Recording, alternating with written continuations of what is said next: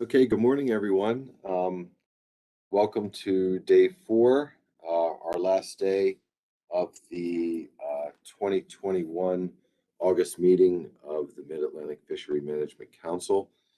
Today, we're going to be working through our business session, which comprises of um, committee reports. Dr. Moore will give us an executive director's report, and then we have organizational reports leading up to liaison reports. So we're not going to be dealing, well, there'll be a lot to discuss. It's just for some of the new members, um, it's a little different from the species specific things that we deal with, but there'll be opportunity to engage with all of the different members of the council, as well as NOAA Fisheries, whether it's the Science Center and um, general counsel, law enforcement, Coast Guard. There's going to be a lot of reports coming through today. So uh, I would like to welcome all of you back for this morning, and let's go ahead and get started with committee reports. I have an SSC report. Dr. Paul Rago is our SSC chair, and I'm going to go ahead and turn it. I just looked down through my list. Paul, are you here? Yes, I am. Okay, yeah, I didn't see you the first. Oh, there you go. I see your name now. Okay. Okay. Go ahead, Paul. If you're ready for the report, we're happy to hear it. Okay. Thank you, Mr. Chair. I'm getting an echo on my side. Is that okay? Yeah. Thank you, Mr. Chair. Yeah, I want to kind of give you the overview, a very quick overview of the SSC report and our activities since July. It's one of the largest reports I think we've prepared, and I'll try to make my presentation more or less inversely proportional to that. First, I want to thank all of the SSC members who contributed to this. This was truly a group effort to get the report and assemble it. Um, Underlying all that work is the work of the stock assessment scientists who do the hard work of pulling all the information together and run the models and presenting the results. And then a special thanks to council staff. They have the difficult task of translating our work into English so that it can be used for management. And so a lot of work occurs immediately after our SSC meeting in terms of crafting final responses for your examination. And then, of course, Brandon Muffley, who serves as our overall leader, coordinator, and makes sure that we stay on track, which is difficult always for scientists. So, our primary topics covered. All of these have been presented thus far. This was a stock assessment report, and the bulk of the work, as shown in the graph, was related to fulfilling the terms of reference. And we did have a few other things, and our listening session yesterday was conditioned or based on the work of some underlying working groups, including the economics working group, the ecosystem working group, and then some special considerations for rebuilding. Next slide, please. So I just wanted to extract a couple of common themes. These might also be called common headaches that we sort of ran through the various components and stock assessments there. So one, I think, overarching concern is that the missing 2020 data are not yet fully known in terms of their implications, and so we should expect some future surprises. We've in order to use the existing data and to make these projections, we have made a lot of assumptions in order to, and so we all know that assumptions and good intentions lead to, well, where. So we have the problems with missing surveys, discard estimation, and the MRIP imputation effects, and so these missing data points will manifest themselves in future model runs, and also implications for estimation of ABCs. We used this was the first time we really used the more formal process for estimating the overfishing limits and the coefficients of variations. And so there's a 9-factor table that is used in order to decide on the appropriate level of uncertainty associated with the overall assessment. And those are in the report, and they give more or less a detailed summary of the contributing factors. And so we've really strived to make that process as open as possible, so that everyone knows in advance what the major factors are, and then there's an opportunity to offset or comment on the magnitude that is determined in plenary at those meetings. We expressed more than once some concerns about the reduced biological sampling of landings and how critically important that is in terms of understanding the dynamics of the resource. Kind of a common theme through many of the stock assessments, not all, but sort of patterns of low or declining recruitment in recent years, declining average weights at age, some delays in maturation. It takes a little longer, another year or two, for them to mature, and some evidence, at least in Atlantic mackerel, of a change in underlying natural mortality, and to some extent summer flounder as well. So these are all kinds of things that are already incorporated into the models. Trying to understand the basis for that is, what are the driving factors, is another kind of under common theme. Ran into a couple little problems with average catch quotas under the council risk policy. This is where you use a P-star to estimate a multi-year quota ABC, and then use the average of that. Well, when this minor technical detail, and this will require some tweaking, so to speak. This won't be too hard of a job to fix, so your council will be able to get a multi-year quota that will in fact pass muster under the council risk policy. A more difficult one, and where actually some torquing is going to be necessary, is the rebuilding strategies. And I think beginning to see the different flavors of that with respect to bluefish, and particularly with Atlantic mackerel. Next slide, please. So all of the species topics have been covered. You've heard me speak way too many times during the sessions thus far. So there's a welcome relief that this is my last one for you.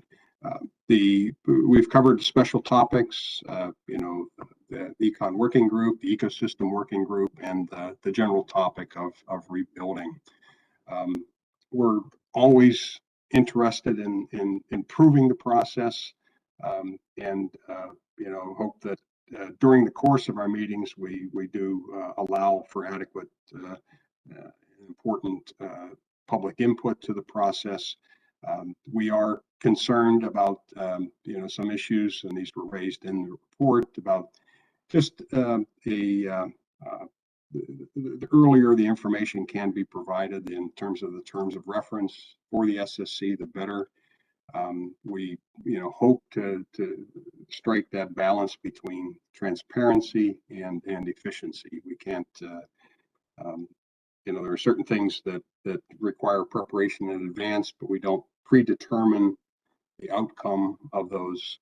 But we do need to prepare in advance so that you can have an efficient discussion. So hopefully we're getting that balance appropriately. There will be we feel some needs for refinements under the management track assessment process, and there's a couple of points made in the report about some specifics on that. We try to incorporate as many public comments as possible. Not all of them fit into the agenda, but I would note that there were some public comments about both on the effects of noise from wind tower construction and its consequences. And I would note that our September meeting will have a session about 2 hours of presentations specifically on some of the science issues related to wind tower and wind energy development. And then finally, some concerns about both terrestrial and atmospheric pollutant effects, atmospheric deposition on some species. So with that, I conclude my report. Thank you for the opportunity to speak this morning. I'm happy to entertain any questions. Thank you. Yeah, thanks, Paul, and thanks for all your work this week. I know we went through all the different specifications, and you did a lot of reporting out from SSC work that was done over the summer, so I appreciate that.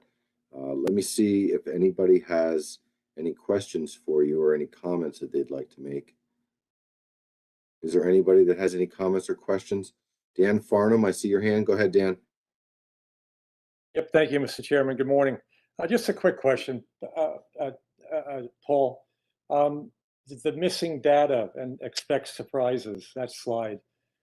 Of course, nobody wants to, surprises we don't really like. Nobody likes them. But in your mind, are any species in particular would be more susceptible to missing data? I mean, what are your thoughts on that going forward? Are you more concerned about any one particular species or multiple ones, or what are you thoughts? Yeah. Thanks, Dan. I think it's probably too early to say. I don't expect say problems with golden tilefish, for example, since those data are all in, and there weren't too many assumptions necessary to bridge the gap. I think it's probably more in instances where we have temperamental stock assessments, so to speak. So where there's maybe a potential retrospective pattern developing, or a change in the selectivity pattern in recent years. That is, some change in the fishery, change in the in selectivity that could result in some changes as we see what actually happened in 2021 and then use that to sort of bridge the gap. I think anything that's in a rebuilding program could be an issue. Bluefish, for example, where the primary metric or primary index of relative abundance is the catch per angler information in the stock assessment model. So MRIP is waiting for the full 2021 fishing year to be realized in order to improve the estimates of the 2020 missing data gap. So anyhow, there are some concerns, but I think we don't fully know what some of those things might be, particularly on what do we assume for catch in 2020. Was that realistic, or was that way off base? So, but hope that answers the question, and without too much speculation on my part. Yeah, thanks, Paul. Dan, did you have a follow-up at all on that? Did that help you with your question? That's fine, Mr. Chairman. Yep. Thank you, Dr. Rago, for your insight there, and also thanks for all your work this week too. I appreciate it. Thank you. Yeah, Paul's been earning his pay this week, doing a great job. So thanks, Paul.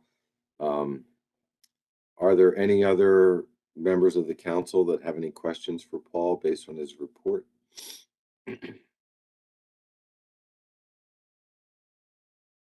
Is there anyone from the public that would like to ask any questions of Paul?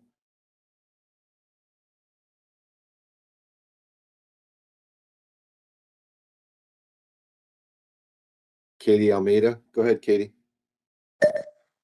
Thank you. Can you hear me all right? Yep, you sound good. Thanks.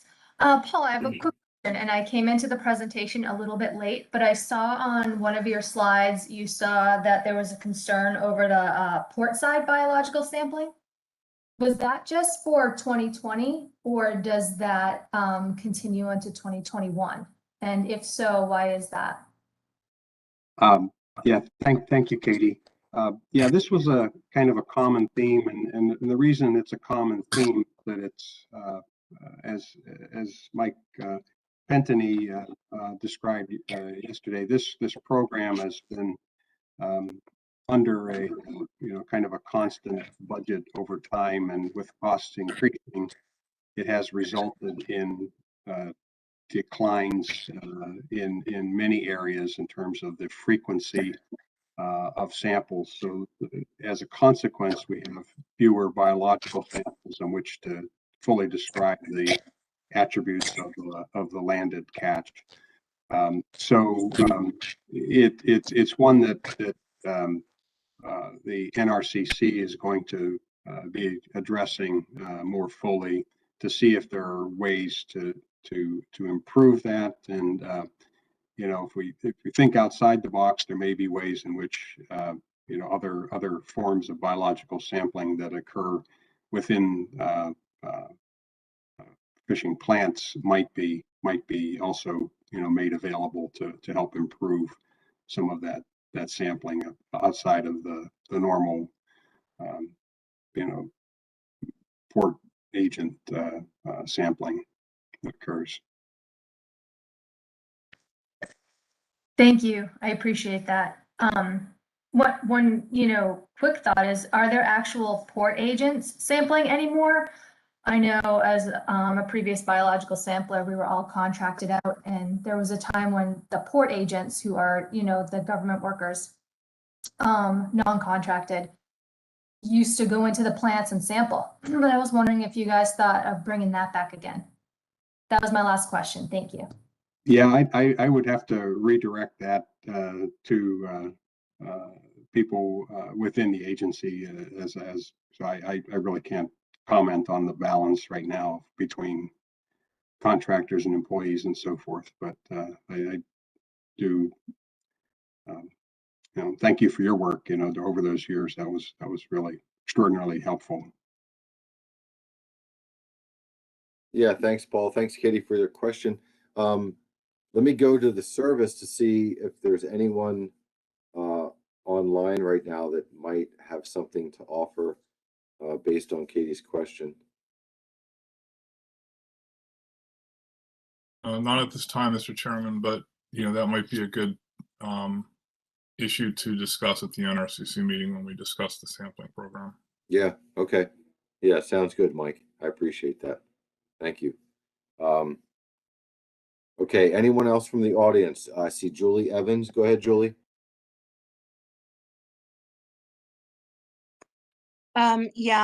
Thank you for taking my question. My question goes to the discussion about noise and wind farms that will be discussed, but if you have any recommendations on wind farm noise affecting species, especially our striped bass and other coastal species here in East Hampton, would that influence any decisions made by the states here, since East Hampton is now going to be the first to accept a onshore cable from federal waters through our state waters? We're very concerned about the effects on all the species here and the economic impacts that will have on our very important economic groups, especially striped bass. Thank you. Okay, yeah, thank you, Julie. I guess I don't have any specific knowledge about noise effects on species other than very general kinds of things. We will have a special session on September 8th for the SSC. So we will be hearing a number of presentations that may be able to address some of your concerns, and I'd urge you to listen in at that point. And if there's any way I can follow up with you after this, I'd be happy to do so. Dave Secor is the lead on this topic for the SSC. He's a professor at the University of Maryland and is very, very well, very knowledgeable about the whole process. So.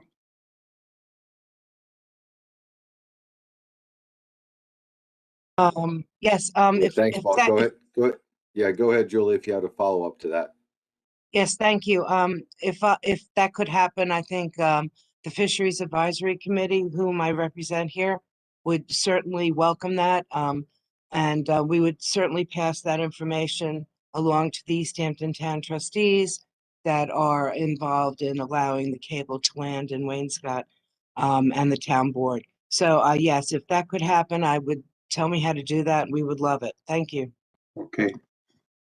Yeah, if you maybe if you could send your email to someone on the council staff, and then I'll get that way. That might be a good way to go. Thank you. Yeah, Thank you again. I think we can, if you could send that to Chris, Julie, if you can send your email to Chris Moore, he can get it over to Paul, and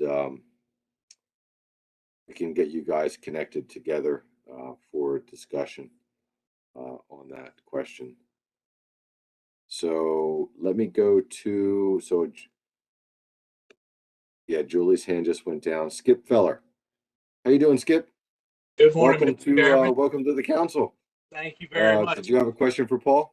I actually just had a statement. Can y'all hear me? Yeah, we hear you good. Go ahead. Okay. About the wind turbines, I'm sure everyone knows, Virginia just installed 2 test turbines. They're 23 miles east of Rudy Inlet, and the cable runs 23 miles in through state waters and lands on the beach just below Rudy Inlet at Dam Neck.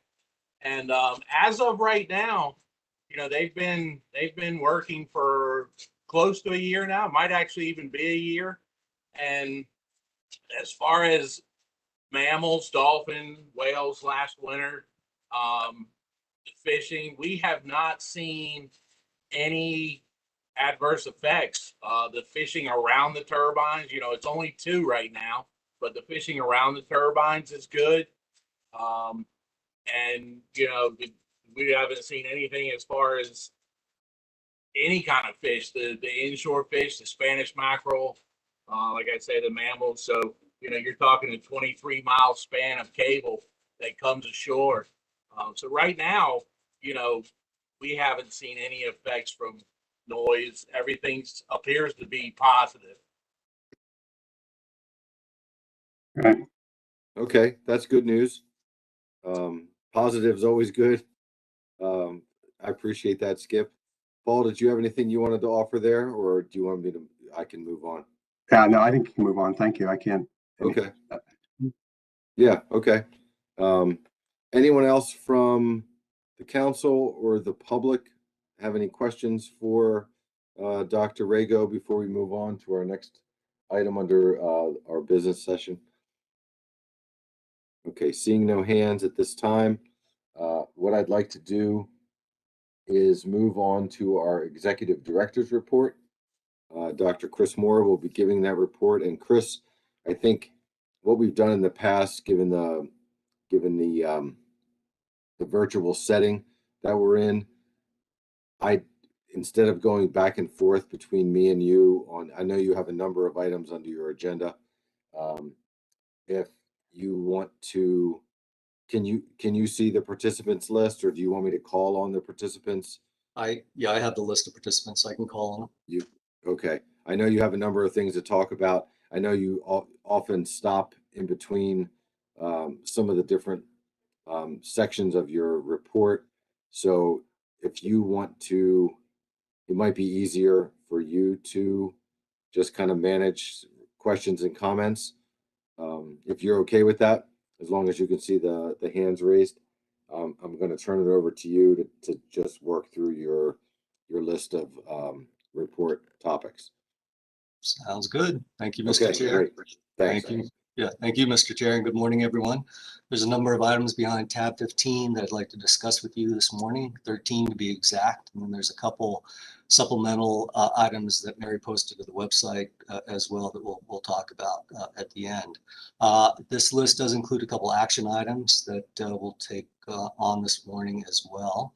But before I get to all of those and start going down the list, I'd like to introduce our newest staff member, Shelley Svedden. Shelley's been on the phone or on the webinar with us all week. Shelley started as our administrative support specialist about 4 weeks ago, and thank goodness she's still here, so that's good.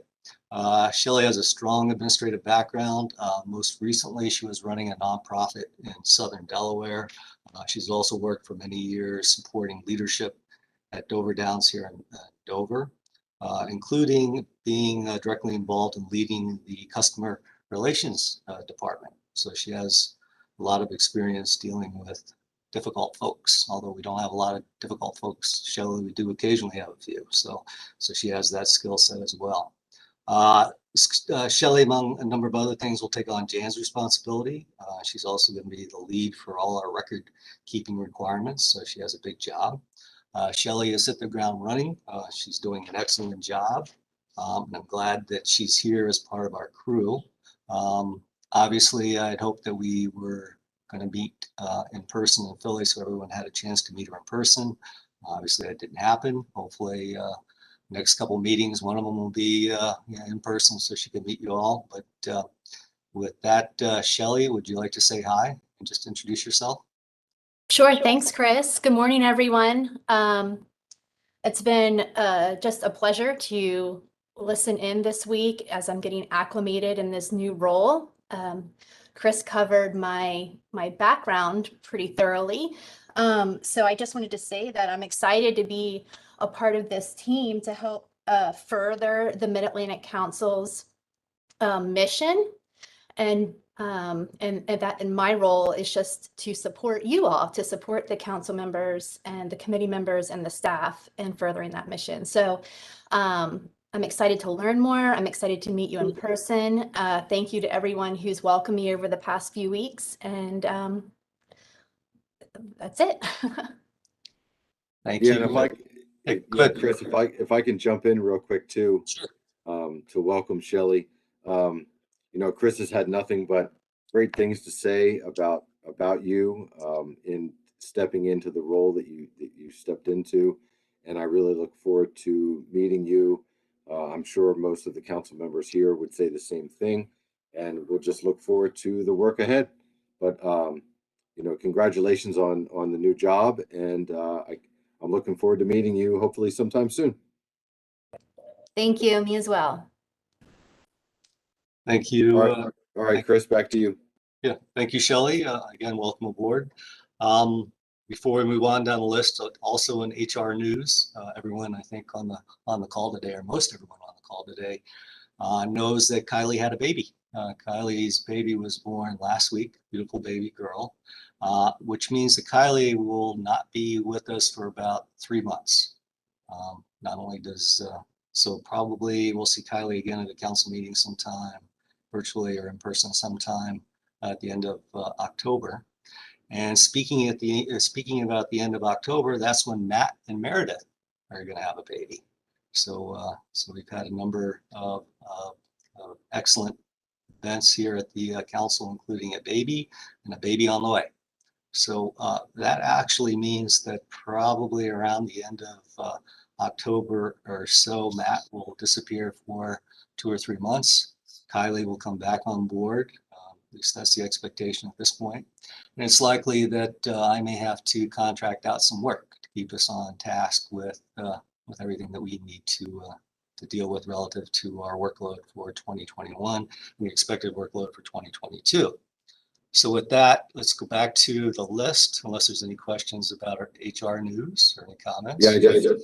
Yeah, Chris, I just wanted to say, I guess I guess it's if you don't want to have a baby, don't drink the water in Dover, Delaware. That's kind of the message, I think. I don't But, think- you know, I don't think the water- congratulations to yeah. Kylie and Matt. You know, I think it's a wonder. I saw the picture of Kylie's little baby. She's beautiful, and congratulations to Matt as well in the next few months. So, and Meredith, that's great. So thanks. Yeah, if you want to move on, that's great. Yeah, I don't think the water had anything to do with it, but we can talk about that later. Let's get back. Yeah, let's get off this topic before the attorneys get involved. Exactly. Right. Exactly. So going back to the list of our 13 items, the first one is the planned council topics for 2021. I think folks have seen this document many times. These are the items that we have planned for October meeting. Right now, we are expecting that we'll be looking at where we're at the end of August before we make that call. If in fact we decide to have a hybrid meeting, it'll be planned just like the one we had planned for Philly, and we'll get all that information out to everyone so they know exactly what we're dealing with. If the situation continues to deteriorate with COVID or not get better, then we'll go to a virtual format, just like the one we have this week. We do have a number of items that we'll be considering at the meeting in October, including our implementation plan, which I referenced yesterday. Remember that this is the October meeting, where we put a draft document in front of the executive committee, have a 2 or 3 hour meeting talking about those deliverables, and then move that forward into our December meeting for council review and approval. It looks like, keep your fingers crossed, we may actually get to see this HMS diet study final report. At least that's the plan. That'll be part of our discussion relative to chub mackerel. Remember that HMS diet study had everything to do with chub mackerel, and now we're into specifications for chub mackerel. So Julia will be reviewing those with us at that particular meeting. We'll also be talking about thread herring, and this relates to the exempted fishing permit that's been submitted by Lens. We'll be talking about that later in my presentation this morning. We'll be all about spiny dogfish as well. We'll be talking about that private tilefish permit reporting that we mentioned the other day, and basically hopefully having a good report as to how that worked. That came up in our discussions yesterday relative to tilefish. Also, remember that we have this species separation requirement that we're working on for circumpolar ocean quag, and Jessica and Jose will be reviewing that with us in October as well. Before I move on, any questions about October or meeting planning before I go on? Peter Hughes? Hey, Chris. Good morning. Hopefully you can hear me. Yeah, I can hear you. Great. Good morning, everybody. Hey, yesterday there was a motion made under the Atlantic mackerel agenda item asking, well, the motion didn't speak to it, but some of the rationale did. And the motion, I'll just read it to you very quickly. I move that the committee recommend that the council include an alternative for an analysis of a 10-inch Atlantic mackerel minimum size limit for the recreational fishery. And one of the rationale discussion points was, could the same be done with chub mackerel given their similar appearances? And I just want to know if we could, if that discussion needs to be built into that chub mackerel agenda item, or is that would that be a AP committee discussion before it comes before the council? So I think it would be, from my perspective, we can reach out to Julia as well, but the data, especially the recreational data, are really limited for chub mackerel. They're limited for Atlantic mackerel, but I think based on my conversations with staff, they're even worse for chub. But that doesn't preclude us from taking a look and seeing if there is some size data that we could bring into the discussions in October. And I'll turn to Julia to see what she thinks. Julia, are you on? Yeah. Yep, I'm here. Good morning, everybody. Assuming you can hear me. I didn't test my audio yet. Yeah, I can hear you. Yeah, we do have a AP meeting planned for chub mackerel anyway, as part of the specs review process, and we could talk about it then. That's scheduled for September 1st in the afternoon. I think it's something that could be considered. I think this kind of came up yesterday, that there's not really a biological need, but there is species identification issues. There's some overlap in the distribution of Atlantic mackerel and chub mackerel, but not a ton of overlap. So I think talking about it at the AP could be a good place to start. And then Jason and I also discussed the idea of, if the council does want to go that route, there's the option to maybe include it as part of the Atlantic mackerel framework that's happening anyway, because we don't really have plans for a chub mackerel action at this point in time, though, you know, we still have to go through the AP and SSC and council meetings to review specifications, and there's the option to make changes. But at this point in time, I don't know that we have any rationale to make any changes to anything else for chub mackerel. So the Atlantic mackerel framework might be a convenient way to do that and ensure that it gets more attention that way if it's done through a framework as opposed to specifications. But I guess the short answer is we can definitely ask the AP for their input on that idea at their meeting in September. Does that help, Peter? Yeah, that helps a lot, Chris. And just, it wasn't built into the motion. It was part of the rationale. And I just want to make sure it's not going to slip through the cracks, as some things do. So thank you very much. Yeah, you're welcome. Dewey. Yeah, I was curious about the review results from the Ocean City video project. Would that be coming back up in December, or what's the reason for that not being in October? Thank you. Thanks, Dewey. I think we do have plans to talk about it in December, although it doesn't appear. I don't think it appears in the. Let's see. Yeah, there it is. So if you look at the planned items, planned issues for December, you can see that we moved it to December, so it's not off the list for the year entirely. There were some problems, I understand it.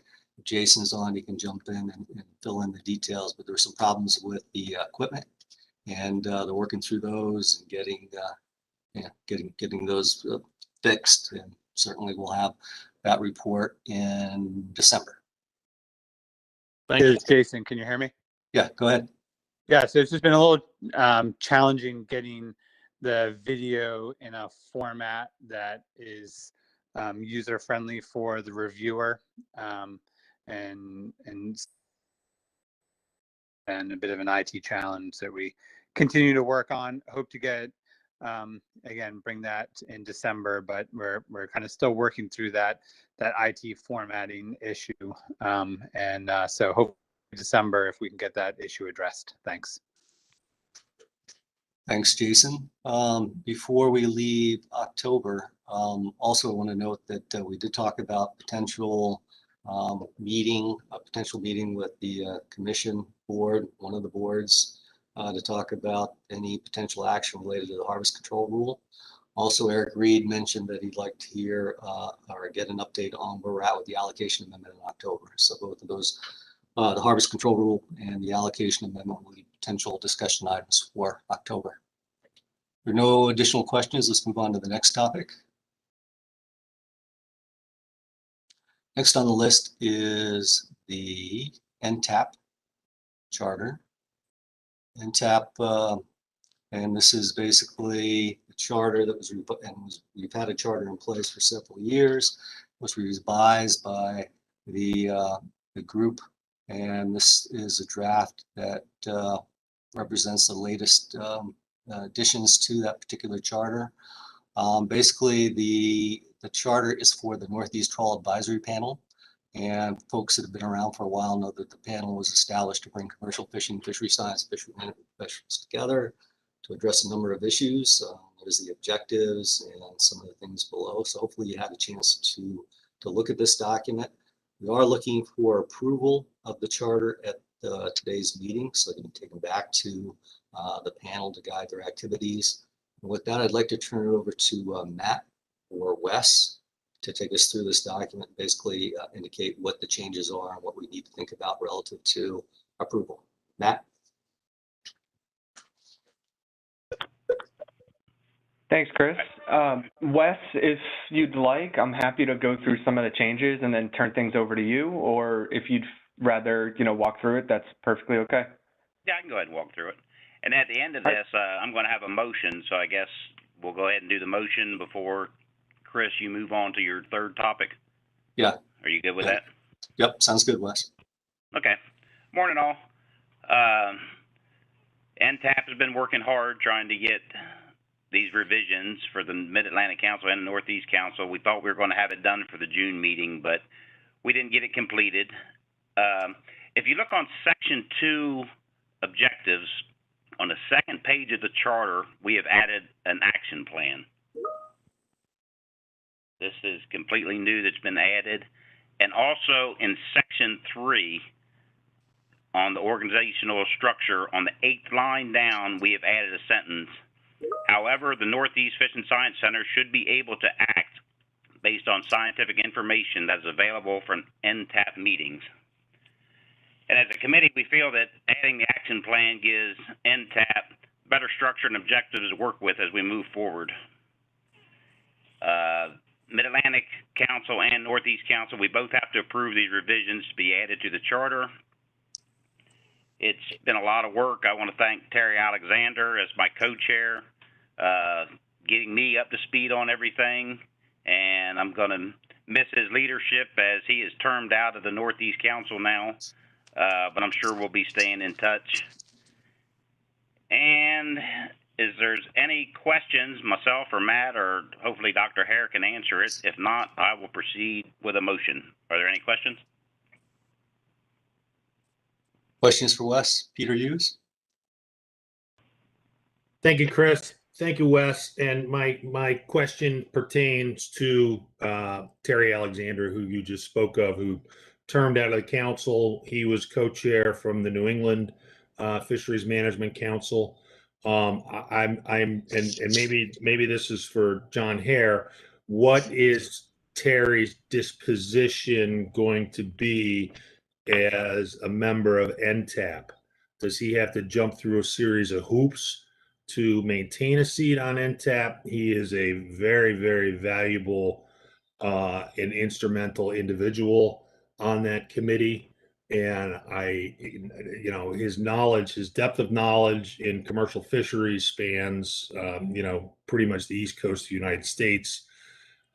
So I'm just wondering, I hope he doesn't have to jump through a ton of hoops to be able to maintain a chair at that table. So John, I'd appreciate that. Thank you very much. Thanks, Peter. John? Thank you, Chris, and thank you for the question, Peter. Thank you for the overview, Wes. Very useful. I think we're looking at the section right now regarding membership. As I understand it, Terry is like the next New England Council meeting. He's changing right around now, so I would imagine the New England Council would recommend him to be a member on NTAP. So I think that's how that works. I don't think there would be a lot of hoops, assuming Terry's interested in continuing and assuming the New England Council is interested in having Terry continue. Is that your understanding, Wes? Yeah, I'm sitting here looking at it now. 2 Fish and Management Council members, and then 3 fishery stakeholder representatives by each council. Yes, he definitely would fall under that category. So hopefully the Northeast will appoint him to NTAP. That would be terrific. Great. I guess for that matter, we could appoint him if we know. We could also have him. I'm very appreciative of those answers from both of you, and I did speak with Terry this morning, and he's very interested to maintain a seat at that table. If I need to bring it up with the New England Council, I'll be more than happy to. But I just want to put it out there, John, so that you know what his contributions have been, and I think he's a valuable member of that committee, and I'll leave it at that. So thank you. Yeah, thank you, Peter. Again, the council, the Mid-Atlantic Council, New England Council appoint the member. So yeah, we certainly value Terry Alexander, and he's been an excellent co-chair of this panel. So I would look forward to, I think all of us would look forward to working with him on the panel, but in a slightly different capacity. Great. I appreciate that. I'll reach out to the executive director of the New England Fisheries Management Council later today. Thanks, John. Thanks all. I say, if New England doesn't want him, I think we'll draft him down here at Mid-Atlantic Council. It's draft season anyway, so we'll see if we can get him in. There you go. We have an additional question. Eric? Yeah, thank you, Dr. Moore. No, it's not a question, it's just a comment. Yeah, I agree with everything that's said about Terry. I think it'd be fun to watch Terry jump through a few hoops, honestly, but yeah, he's an invaluable member of that group, and as long as he's willing to do it, I think New England would do their best to accommodate his desires. Thank you. Great, thank you. John Hare, your hand's still up. Do you have another comment? I do not, thank you. Actually, sorry, Doctor, I have an additional comment. And this action, I believe that New England will have to take action on a similar action in their September meeting for this charter. Is that correct? Yeah, exactly. Yeah. Mm-hmm. Go ahead, Wes. All right. Any more questions? I don't see any hands. Eric, are you? No, do you have any, are you done, or do you have another question, Eric? Your hand's still up. There you go. No more questions. Go ahead. All right. Go ahead, Well, Wes. as committee co-chairman, I would like to make a motion to adopt a revised NTAP charter as presented here today. I don't know if I can get Mary or Matt to write that up. Yep, I'm working on it. Okay, thank you. Yeah, thanks, Mary. And I guess I'll take over from here, Chris, since we have a motion on behalf of the council. The motion is to adopt the revised NTAP charter as presented. The motion was made by Wes Townsend. Do we have a second on that motion? Do. Peter Hughes. I think Dan Farnham beat you to it. Well, hands went up and down. Let's go ahead with Dan. I think he got in a couple seconds before you mentioned that, Peter, but I appreciate that for that support. And is there any discussion on this motion? Peter, your hand's still up. Did you want to speak to this? Okay. Nope. No, I apologize. I just want to make sure that the motion got a second. Thank you. Oh yeah. No, we're good. I didn't expect that it wouldn't. Let me ask any other council members. Does anyone from the council have anything they want to either ask questions about or have comment regarding the motion made by Wes and Dan? Okay, seeing none, I don't see any hands coming up at this point. Is there anyone from the public that would like to offer any comment regarding the motion? For the record. Okay, seeing no hands coming up before me at this point, is there any opposition to this motion by members of the council?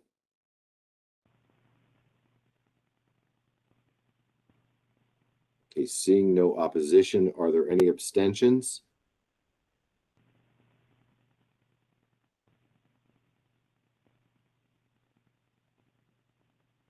Okay, seeing no abstentions or hands raised at this time, I'm going to go ahead and call this motion approved by consent. Thank you, Wes, for your work on NTAP.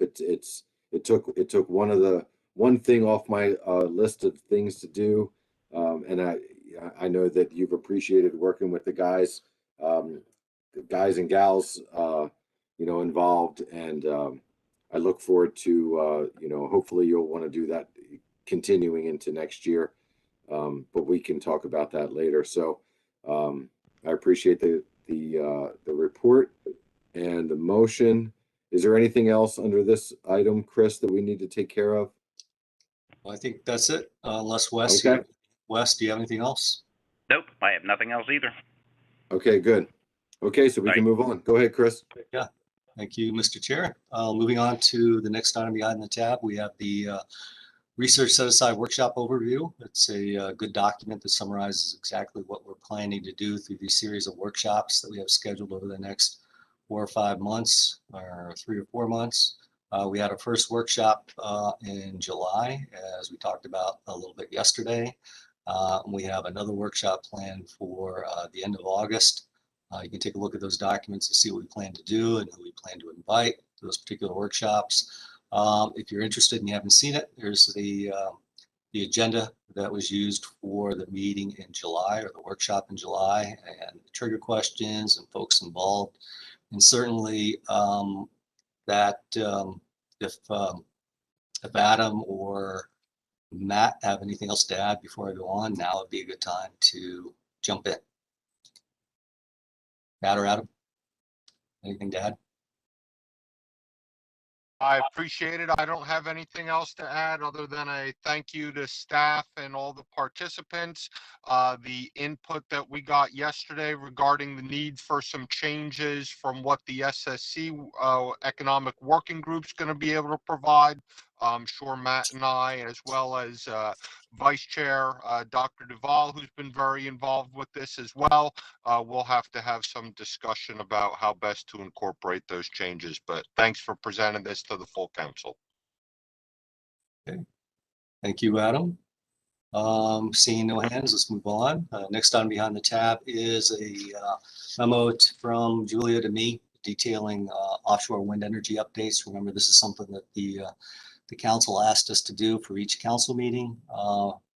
Julia, working with Michelle from the New England Council, has been on a letter writing tear. I don't know how many letters have gone out since we last met in June, but if you want, you can go to our website and you can count them. We have another comment letter that's going out on Friday. Certainly, if there's any questions about any of those letters or the responses that we've got to date, certainly let me or Julia know. Moving on. Next on behind the tab, this is the topic that came up at our last meeting related to the thread herring exempted fishing permit. We discussed it in June. An application has been submitted by Lund's Fisheries to Garfo. The application requested an ability to catch up to 6.6 million pounds or 3,000 metric tons of Atlantic thread herring in 2022. Based on our discussion in June, we proposed the following steps. And these are steps that we discussed a little bit in June, but now you have them in front of them. You can see exactly what we have planned. The SSC will review the EFP application during their September meeting. So we have that September meeting scheduled, and this is on the agenda. With them, we'll have an Ecosystem and Ocean Planning Committee meeting later in September to consider what the SSC has recommended and to develop their own recommendations regarding the EFP. And then those will be brought to the full council for their consideration in October. The last paragraph notes that Lunds may then decide to revise and resubmit their application. And of course, we have the FR notice that will also be published by Garfo. I'd like to stop there because this was an issue that we discussed at length in June. See if there's any questions or comments before I move on. Any questions, comments? So noting that we will have a committee meeting in September of the EOP, that means that obviously we have to have a committee formed.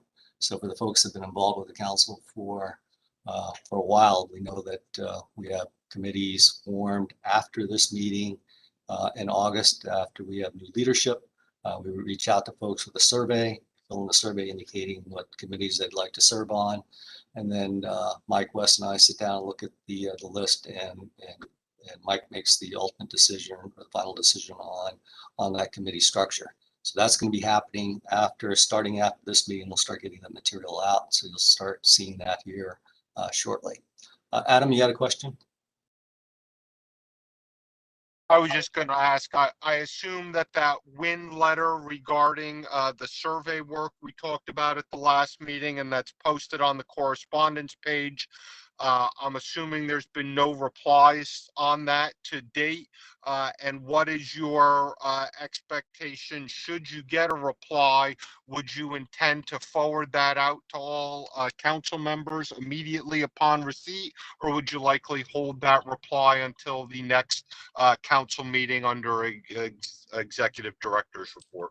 So I probably, typically with that kind of stuff, Adam, I do both. If we get an immediate response to a letter that the council wrote, I try to get those out to everyone so they can see it as soon as I get it. And then if it's an issue for additional discussion, I include it in the briefing book so that the public can see it as well and we get them involved. Julia, I don't think we received a response to that letter, have we?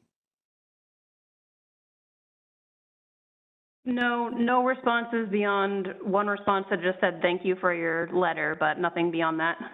Right. Okay. Anything else, Adam? No, thank you very much. Okay. Any other questions, comments before we move on? Peter Hughes. I'm going to raise my hand. I appreciate you taking my question. It's more of a comment, and I've got to apologize because I did not read the letter. In all honesty, but one thing that I would bear in mind is we should respond in some way that we have to look at all of the impacts. We can't look at just one wind energy farm's impacts as we are writing these letters, because there's going to be cumulative impacts that nobody's really looking at, unfortunately. So I just wanted to put that out there. Thank you. Yeah, thank you, Peter. It's a little fuzzy. I've looked at a number of these letters, all the letters I've looked at before they go out. And Julia, that is a topic that's been brought up in a number of them, correct? Yes, yeah, we bring that up in a lot of our letters that are related to, like, BOEM writing an environmental assessment for an individual project. We'll say you need to consider cumulative impacts in that way. This letter that went out regarding the sub-bottom profilers, that was a letter that went out to 7 projects in the Mid-Atlantic. Some of them have the same developer, but 7 separate projects. And the gist of the letter was, please don't use sub-bottom profilers from September 15th to November 15th of this year, because we're worried about impacts to recreational fisheries and we want to figure out a longer term solution to this. So that was a little bit different than some of the other letters that we've been sending out lately. Thanks, Julia. Thanks, Chris. It's unfortunate that there's so many projects. I understand the letter writing. It's just it's challenging. Thank you. Thank you. Any other questions or comments before we move on? Okay, let's move on. Next item behind the tab. MSA reauthorization update. So for folks, again, that have been around for a while, you know that we've had some activity related to MSA in the past that really hasn't gone anywhere. As things start to ramp up, we typically get the council involved. Mary leads our efforts, working with you all to provide any comments if we're asked for comments. We do have a introduced legislation that was introduced by Congressman Jared Huffman and Ed Case, and basically the press release is there for you to look at, give you an idea what was in that bill. There's a one-pager as well. You can take a look at that, section by section summary. And if you really are bored, you can take a look at the full text of the legislation as well. Again, we'll see what happens with this as we get more information. And certainly if things start to move quickly on it, then we'll get the council involved in terms of providing comment and reviewing it at a future meeting. Next item behind the tab, speaking of legislation, is a document. Quickly go through all those things. Is a memo from Jason to council on pending shark fin legislation. This is in here because we received a letter from John Whiteside, basically asking or telling us that on behalf of the Sustainable Fisheries Association, there's 2 bills that are in the Senate and the House talking about exemptions for smooth and spiny dogfish. This particular item, this particular topic will be something that I'm sure we talk about at our October meeting as it relates to dogfish. We'll be talking about dogfish specs there. Certainly, if there's anything that we would need to address before that, now's a good time to discuss that. Jason, did you have any additional comments before I move on? My audio went out there, so I missed a little bit, but I think it's a concern for some of the fishery participants, but the council's ability to kind of make recommendations on legislation is very limited. So I think we just kind of have just trying to get the word on this. So that's it. Thank you, Jason. Yeah, remember our requirements as council members, as council staff, are not allowed to lobby Congress. Certainly, if folks ask for an opinion or ask for, have very direct questions to us as a group, we can address those. Okay, moving on. Next item behind the tab. So this is an issue that also came up in June and related to the new reporting requirements that had originated with the South Atlantic Council and were implemented by CIRO beginning in January of this year. We typically don't get involved with CIRO stuff, except in this particular instance, these new reporting requirements not only impacted the CIRO for hire permit holders, but also our GARFO for hire permit holders. So again, just going back, taking a step back, remember this council was very active in leading the development of EVTRs for party charter boats initially. We'll be talking about the commercial side of it here shortly. The South Atlantic Council was also involved as well in their particular region, but there was one very important difference between what we did and what they did. What we did was basically say, the only thing we want to do at this point in time is take the paper EVTRs and turn them into electronic VTRs. We're not changing any of the data fields. We're not going to deal with that until folks get settled with electronic reporting. CIRO took a different tack and included a number of socioeconomic questions that related to trip fees, fuel usage, prices. It stimulated a lot of angst on the part of the stakeholders and some confusion relative to permit holders that had permits in both GARFO and CIRO. So we expressed our concern in a letter to Andy Strelchek, who's the acting regional administrator in the Southeast, and basically said, what's up? What can we do? What are you guys thinking about? There's some issues here. We also obviously provided that letter to the South Atlantic Council folks indicating that we were concerned. And on top of that, there was also a letter that was sent from the New England Council to CIRO, because there's also permit holders in the New England region that were affected by the regulation. So we did get a response from Andy, dated July 29th. He sent it both to me and to Tom, and basically indicated, what happened, how it happened, pointed out, that only if you just had a CIRO permit, then this would only pertain to you. We understood that, but more importantly, he basically indicated that this was something that the South Atlantic Council really needed to address.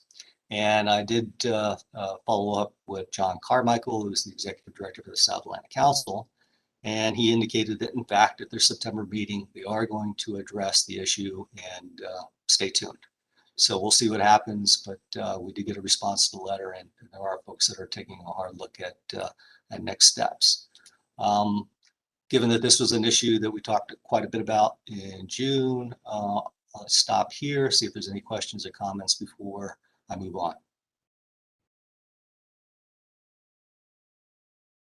Okay. Moving on, let's go to the next item behind the tab. So speaking of EVTRs, this is an interesting issue that we ran across in July. Ran across meaning that we received a call from the wife of a fisherman who was very concerned about the EVTR requirements that would basically the regulations would kick in November. I can't remember the exact date, sometime November 10th, November 11th, I think. Anyway, there was questions about exactly what that would mean for her husband. And she brought it up because her husband is illiterate and doesn't know how to read, has limited ability to use electronic equipment. And he's been fishing successfully for over 30 years and submitting paper EVTRs. And we basically worked out a system, and it applies, I think, to other folks as well, where The wife basically handled the writing portion of the business, set him up with his EBTRs, and he was always compliant. And she helped him provide those EBTRs to NOAA, and never had any issues. But now potentially they have an issue as it relates to our, GARFO's requirements that are going to kick in November that we asked GARFO to put in place. Again, I think folks realize the Mid-Atlantic Council's been all about EBTRs and really interested in getting those vessel trip reports converted to electronic or go from paper, to have those EBTRs go from, or VTRs go from paper to electronic, and are very happy with the way things have proceeded. And again, very, very much in favor of having this action take place in November. However, given this particular situation, we recognize that there may be some difficulties. And we being Carson, sent an email to GARFO basically indicating a potential workaround. And if you go through this email that Carson set to GARFO staff, we have this scenario detailed here where someone, a commercial operator, cannot take a device on board. The spouse would start an electronic VTR on an approved platform prior to leaving for that day. VTR number would be generated. Then basically you could have some paper on board to fill out the details, bring that back to home to his wife, whoever. They fill it out, get that EBTR submitted in the time frame that's required, which is 48 hours. And we did get a response to that email basically indicating what we knew, which was, in terms of the compliance, but basically the way the regulations are written, and as indicated in this particular email, that particular scenario would not be allowed under the regulations. So we want to continue to pursue this with GARFO staff, see if there is something else that we should consider. It may take at some point council action as it relates to the regulations. With that, I'm going to turn it over. I'm going to go to Carson to see if I missed anything, and then ask for any questions or comments before we move on. Hi, Carson? Chris. Yeah, hi. Can you hear me? Okay. I think you covered it well.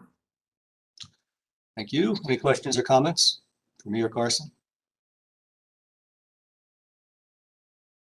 So I'm not sure how big a deal this is, how many folks we're talking about. I know at least one, and that individual indicated there's more than one. But again, it's something that we're going to pursue. And if we need to bring something to the council in October or before that, we certainly will do that.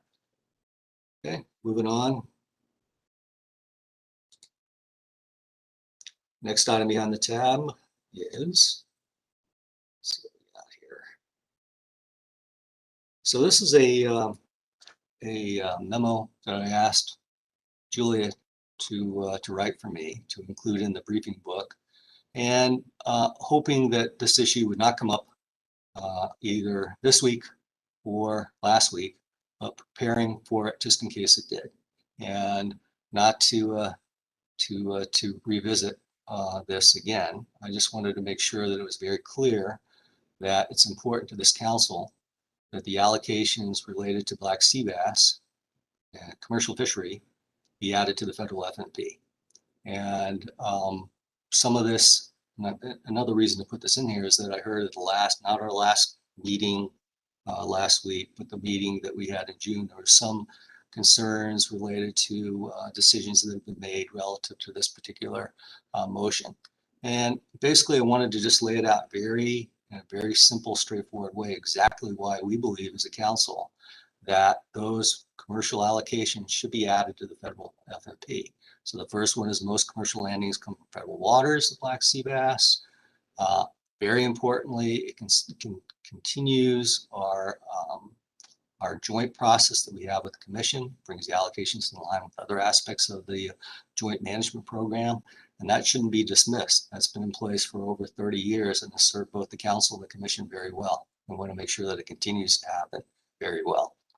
We also maintain that the Magnuson-Stevens and National Environmental Policy Act requirements ensure a thorough review and transparent process. That's also very important.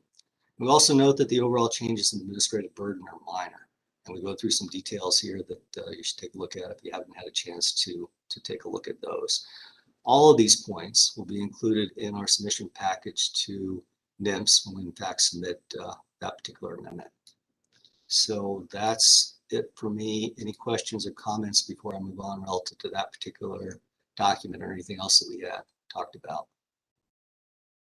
Michael Easy? Yeah, thanks, Chris. No, I appreciate the memo. So I guess from a state perspective, as we manage our black sea bass fishery after last week's decision, I don't know that you might not have the answer, but maybe Garfo might be able to give us an indication as to whether, like, how the changes that are going to be happening as of last week's decision, is that going to be before 2022, or are we looking into 2023? So I'll jump in, and certainly if Mike Penny or someone else from Garfield wants to add to it, we certainly can. I think just backing up, so the first part of it is the action that we took last week.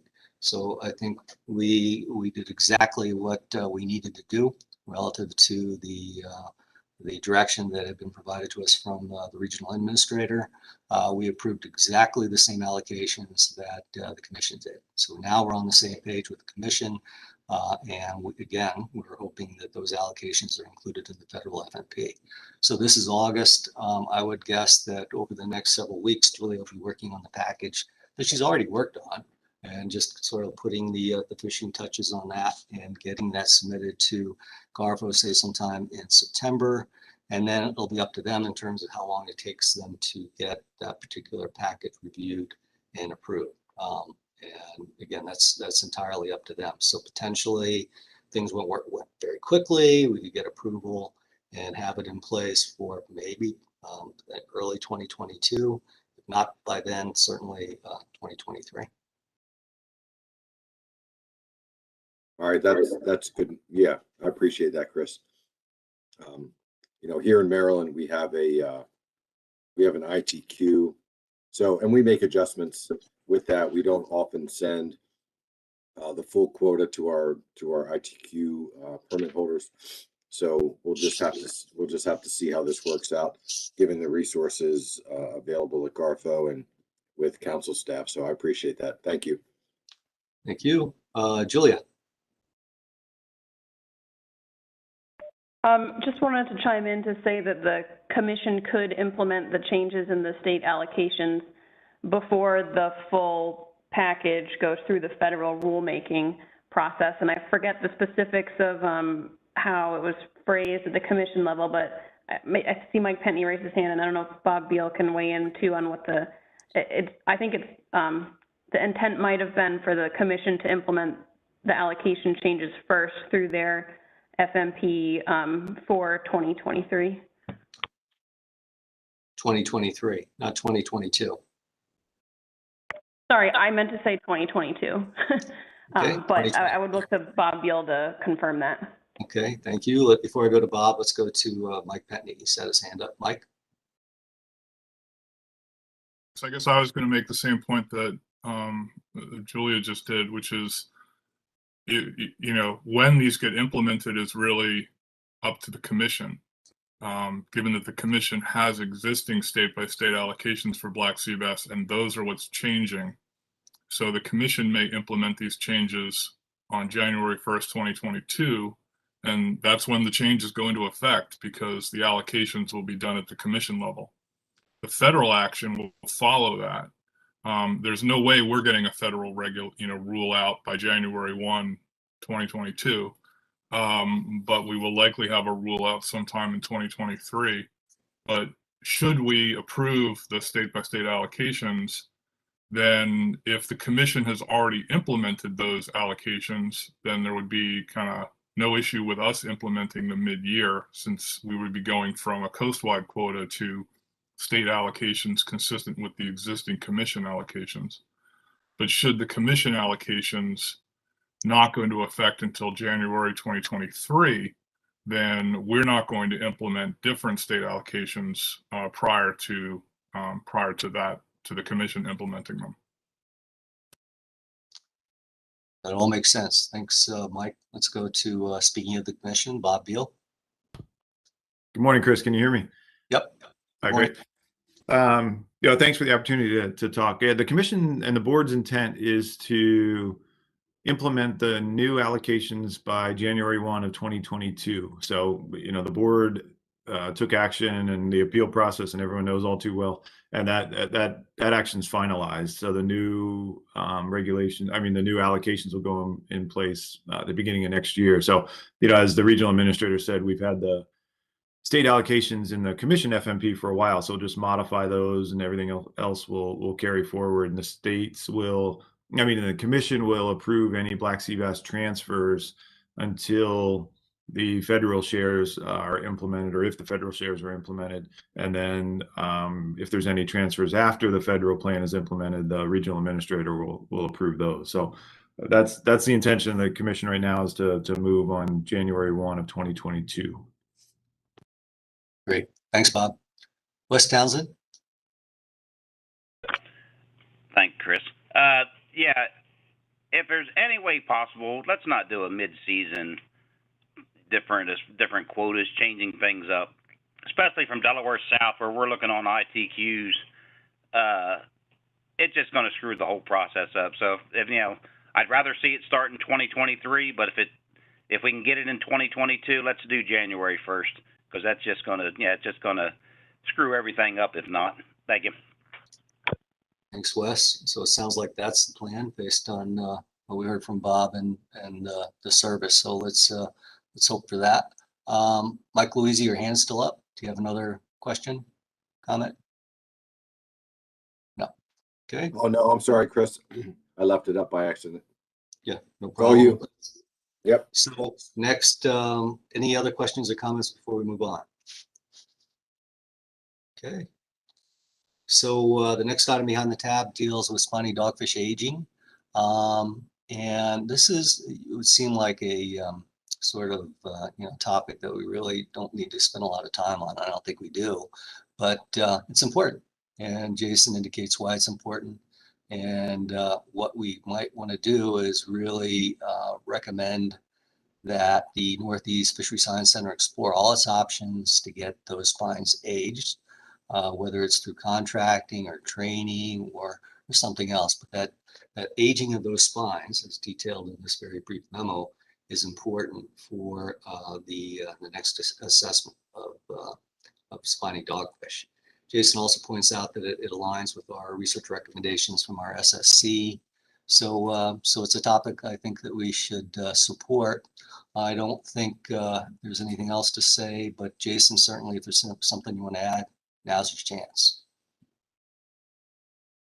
Just to understand the resource constraints that the center is under, but given kind of that first meeting with the working group, it seemed like it would be a missed opportunity if not addressed. I agree. John Hare. Thank you. Yeah, this came to me a week or two ago, and I the resource constraints are going to be our main barrier. And so we're going to need to think about how we can, if we are going to do this, we're going to have to find resources to do it. So thank you for raising it. And do you have an estimate of cost in here, or is that for us to work out? Jason and I, we have not had that conversation. Okay. Jason, go ahead. Yeah, I mean, I'm not sure, but I think some of the assessment folks would kind of have should have a pretty good sense of what that might cost. But we haven't at the work group scoped out what the cost might be yet. Okay, thank you. So thank you, John. So John, you and I will have a conversation about this, unless there's someone from the council that doesn't think that this is a good idea. We'll continue to have the conversations to pursue potential ways of getting this done, given its importance. Any comments or questions before we move on? Okay, thank you. So just quickly, there's a couple supplementals that Mary posted to the website that deal with our our climate change scenario planning, indicating that we do need input from stakeholders, anyone that's interested. We're going to have a kickoff webinar on Monday, August 30th. This is a document that I hope everyone has seen. It was a press release that we sent out.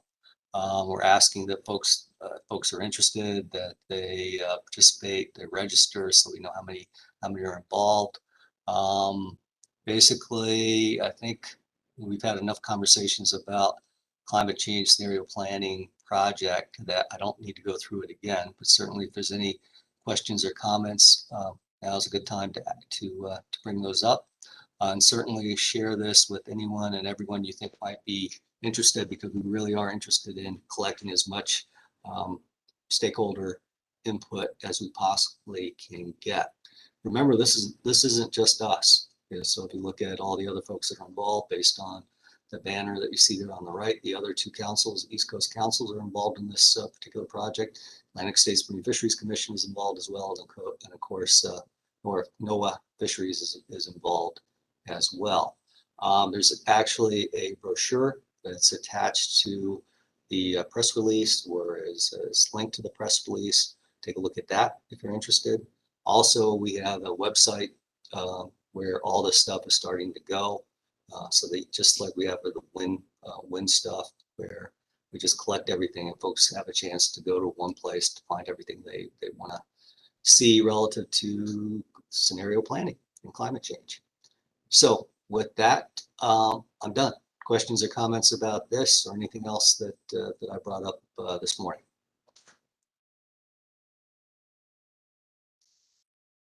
Okay, seeing none, I'll turn it back over to you, Mr. Chairman. Thank you. Yeah, thanks. Thanks, Chris. It was a great report, a lot of information. And thank you for kind of facilitating the back and forth with council members and the public. Greg Domenico has his hand up. Go, Greg, did you have a question for Chris? Yes, Chris, if I could just find out one thing regarding the chub mackerel diet work. Yeah. Will all stomach contents be analyzed from what they collect for whatever species is in there? What I get, are you asking? So let me put it this way. Whatever we had asked them to do, they're going to do, right? So whatever stomach contents they identified in their proposal related to HMS species, we'll hear a report on that. Are you talking about something else beyond that, or? No, thank you. And I was just wondering if they were going to do the genetic work they're doing looking for chubs. Would that also identify any other species? You know, I'm gonna have to ask Julia that. Julia, what was the, how are they planning to deal with other kids or other small fish, whatever that they may find in the diets or the stomach of these HMS species? Julia? They are planning to identify everything to the species level to the extent that they can, so it's not going to be like chub mackerel and everything else lumped together. And the PI is planning to give an update at the upcoming AP meeting regarding chub mackerel and at the September SSC meeting. Thanks, Julia.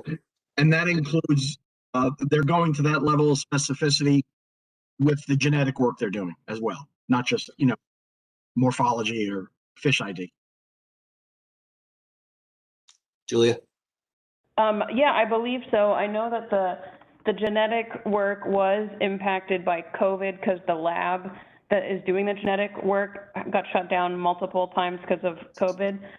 So I think that component of the research might not be 100% complete, but my understanding is that, you know, that part of the research will try to identify more than just chub mackerel as well. I haven't seen any updates on the results yet, but again, there will be a presentation on at the AP meeting on September 1st. Thank you both. Thank you. Thanks, Greg. Yeah, thanks, Greg. Thanks, Julia. Thanks, Chris. Any other questions for Chris before we take a quick break? Is there anyone from the public that would like to ask any questions of Chris? Well, not public, but staff. Go ahead. I see Jason's hand up. Go ahead, Jason. Just kind of thinking back to some of the Blue Line genetic work we did, sometimes their ability to use genetics to identify down the species is maybe limited by what they have kind of markers for. So, so yeah, it sounds might just need to kind of follow up on, you know, what level of detail they're planning on with the genetic stuff, because I know we had some limitations.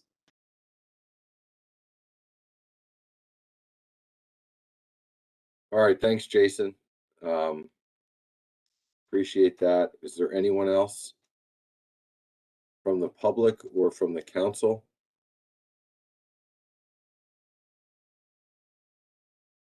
Okay, seeing nobody at this time.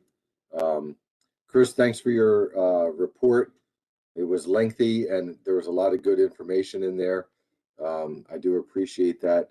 I do want to take a quick break so that we can step away from the computer for a few minutes. Let's come back at 10:40. We'll take a 13-minute break, and we'll pick up with our organizational reports. And we're going to start with Garfo on that. So we'll see you back here at 10:40. Thank you.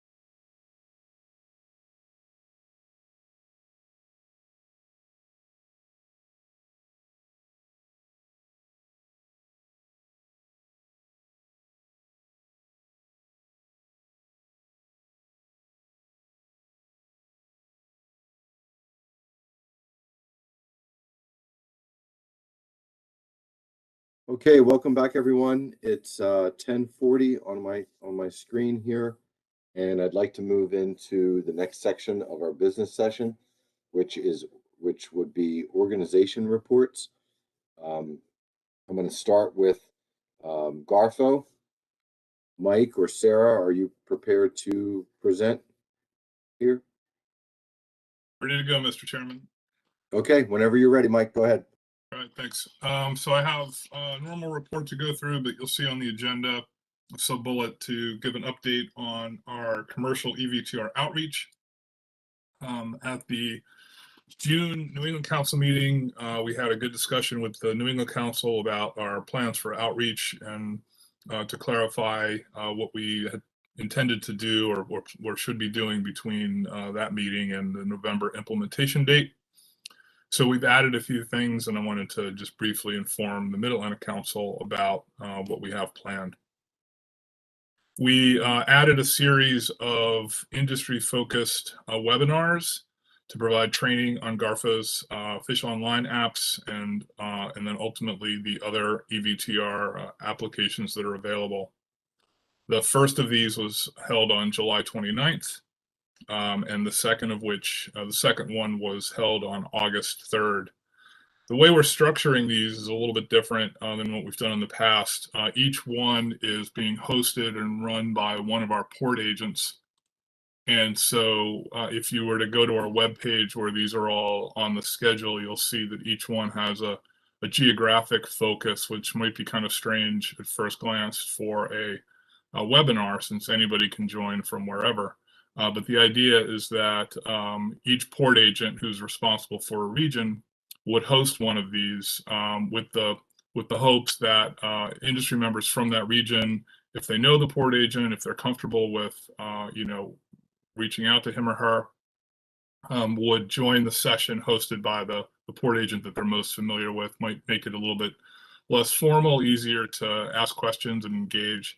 And we also want to stress and emphasize the point that our port agents should be the go-to people for the industry if they have questions and want some help with the transition to EVTRs. So the first two of those I mentioned, July 29th and August 3rd. The next two, which we have scheduled, the next one is coming up next week, August 19th on Thursday at 4 o'clock. And then the following week, Tuesday, August 24th, also at 4 o'clock. And these are all, the ones that are scheduled thus far are all on our webpage.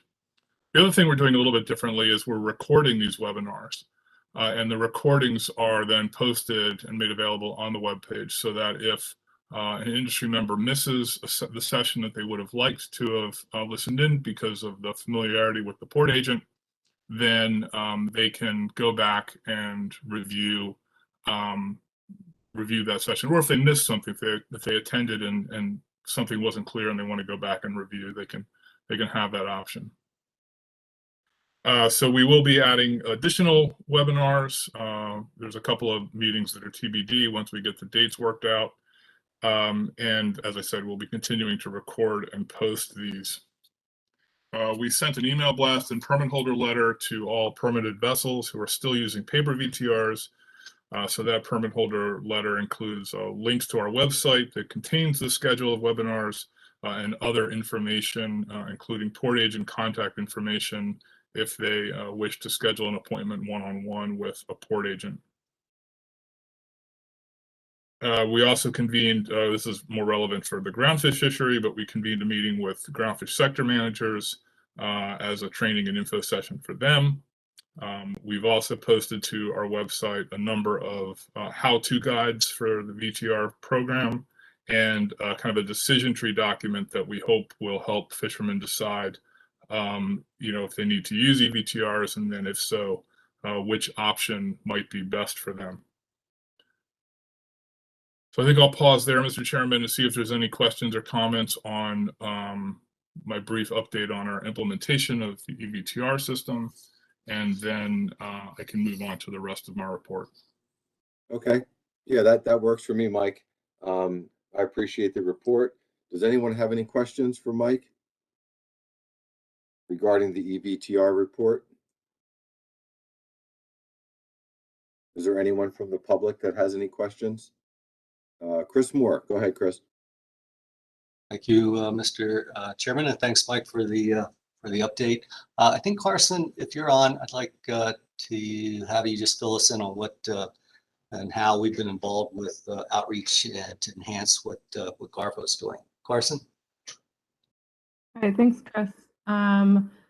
So as many people know, we have contracted Andy Loftus working with us as the outreach coordinator for the EVTR action.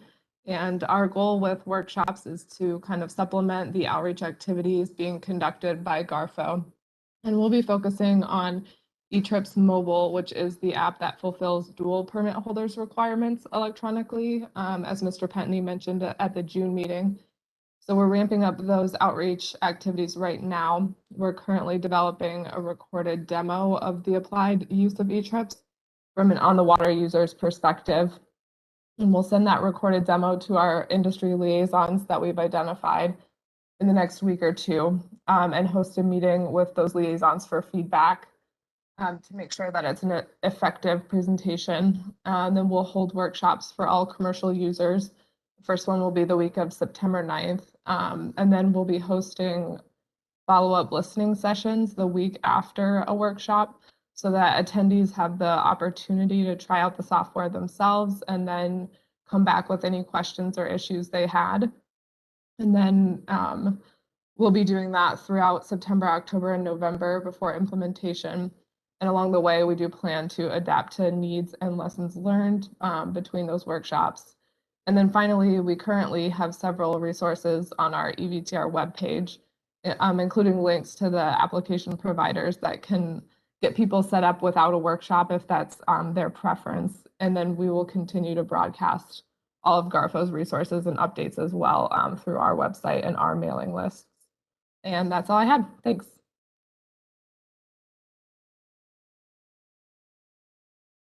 All right, thanks, Carson. Anything else from members of the council, members of the public, before Mike continues with his report? I don't see any hands at this time, so thanks, Mike, for that opening. And you know, if you're ready, we can go ahead and finish up your report. Yeah, thanks a lot. So just a quick update on right whales, as the council received a briefing the other day from our protected resources staff, just to emphasize that the final EIS for our final rule on modifications to the Atlantic large whale take reduction plan, intended to reduce risk of entanglements of right whales in the Northeast lobster and Jonah crab trap pot gear, was released on July 2nd. That's the EIS, not the rule. But we are expecting the final rule to come out soon. Most of everything about phase 2 of the effort was covered by Colleen, so I won't restate that. But I do just want to emphasize, Colleen mentioned that we published a notice of intent for phase 2 in the FR this week, and comments on that notice of intent are due on October 21st, which is just a couple of weeks after the council's October meeting. So we would really appreciate, work between now and then of the council or the Protected Resources Committee, so that the council is able to provide some comments, some good comments to us by the end of that comment period, so we can give direction to the take reduction team moving forward. Happy to report that on June 25th, we finally published our final rule implementing the measures of the New England Council's Deep Sea Coral Amendment. So that action protects deep sea corals from potential impacts of commercial fishing gear on Georges Bank and within certain areas of the Gulf of Maine. And now we have, in addition to the Mid-Atlantic Council's action a number of years ago, we have deep sea coral areas from our entire region, Garfo's entire region, which is really good. The measures became effective on July 26th. As of, I know this has come up this week related to recreational tilefish, and Jose gave the information, which was all correct. I'll just restate some of the numbers, which is as of August 1st, we have issued 670 recreational tilefish permits for the 2021 permit year, which started May 1st. Includes both new applications and renewals of the 2020 permits. The number of EVTRs submitted for recreational tilefish trips remains pretty low given the 670 permits we've issued. We've received 49 EVTR reports to date, and that's 2020 and 2021. Unfortunately, just due to the nature of the program, it's unclear whether this accurately reflects the number of trips being taken or if trips are going unreported. We're continuing our outreach effort for both the permit and the need to submit accurate trip reports. And we're looking forward to having a more in-depth discussion and analysis of this at the October meeting, as Chris mentioned on the meeting outlook. On June 25th, we published a temporary rule extending the emergency carryover provisions through the end of the 2021 fishing year for the golden tilefish ITQ fishery. This was originally implemented in the 2021 specs rule and allowed tilefish IFQ holders to carry over unharvested 2020 quota up to 5% of their initial allocation. So they will have the rest of the fishing year to do that.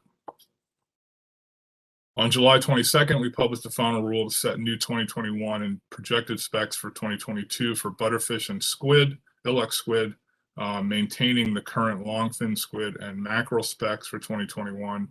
Obviously, those mackerel specs are now subject to a request for an emergency action, so we're going to be looking at that. The ABC for ilex is now 33,000 metric tons instead of the proposed 30,000. Based on the best available science and the advice of the SSC and recommendation of the council. The action also adjusts the dealer reporting requirement and adjusts the closure threshold for the ilex squid fishery to avoid overages. And the action reaffirmed the previously approved chub mackerel specs for 2021 and 2022. That rule was effective July 22nd. Also on July 22nd, we announced the 2021 tag fees for the surf clam and ocean quahog ITQ cost recovery program. The fees are 88 cents per surf clam tag and 70 cents per ocean quahog tag. Cost recovery bills will be issued in early 2022 based on those cage tag fees and the number of cage tags used during the 2021 fishing year. I will note that both tag fees are higher than they were for 2020. Result of higher recoverable costs as well as fewer cage tags being used, which led to the higher cost per tag. And wrapping up, on June 17th, we finalized the sea scallop biological opinion to address turtle interactions in that fishery. Unfortunately, we just missed being able to brief the Mid-Atlantic Council at its June meeting on this. We finished it the next week and briefed the New England Council. So we are planning to provide a more comprehensive briefing if the council is interested at the October meeting. We'll be happy to do that. But in brief, the opinion determined that our authorization of the scallop fishery is not likely to jeopardize the continued existence of any ESA listed species, including sea turtles and sturgeon. The new opinion and incidental take statement outlines our commitment to use a 5-year bycatch estimation approach developed by the Northeast Fisheries Science Center to monitor sea turtle takes in the scallop, dredge, and bottom trawl fisheries going forward. With the production of the center's latest bycatch estimate in 2020 and the adoption of the monitoring approach in this BIOP that focuses on a 5-year cycle of dredge and bottom trawl bycatch estimates, we can successfully monitor and evaluate sea turtle actions in the scallop fishery moving forward. So as I said, we gave a more comprehensive briefing to the New England Council, but we'd be happy to do that for the mid in October if you wish.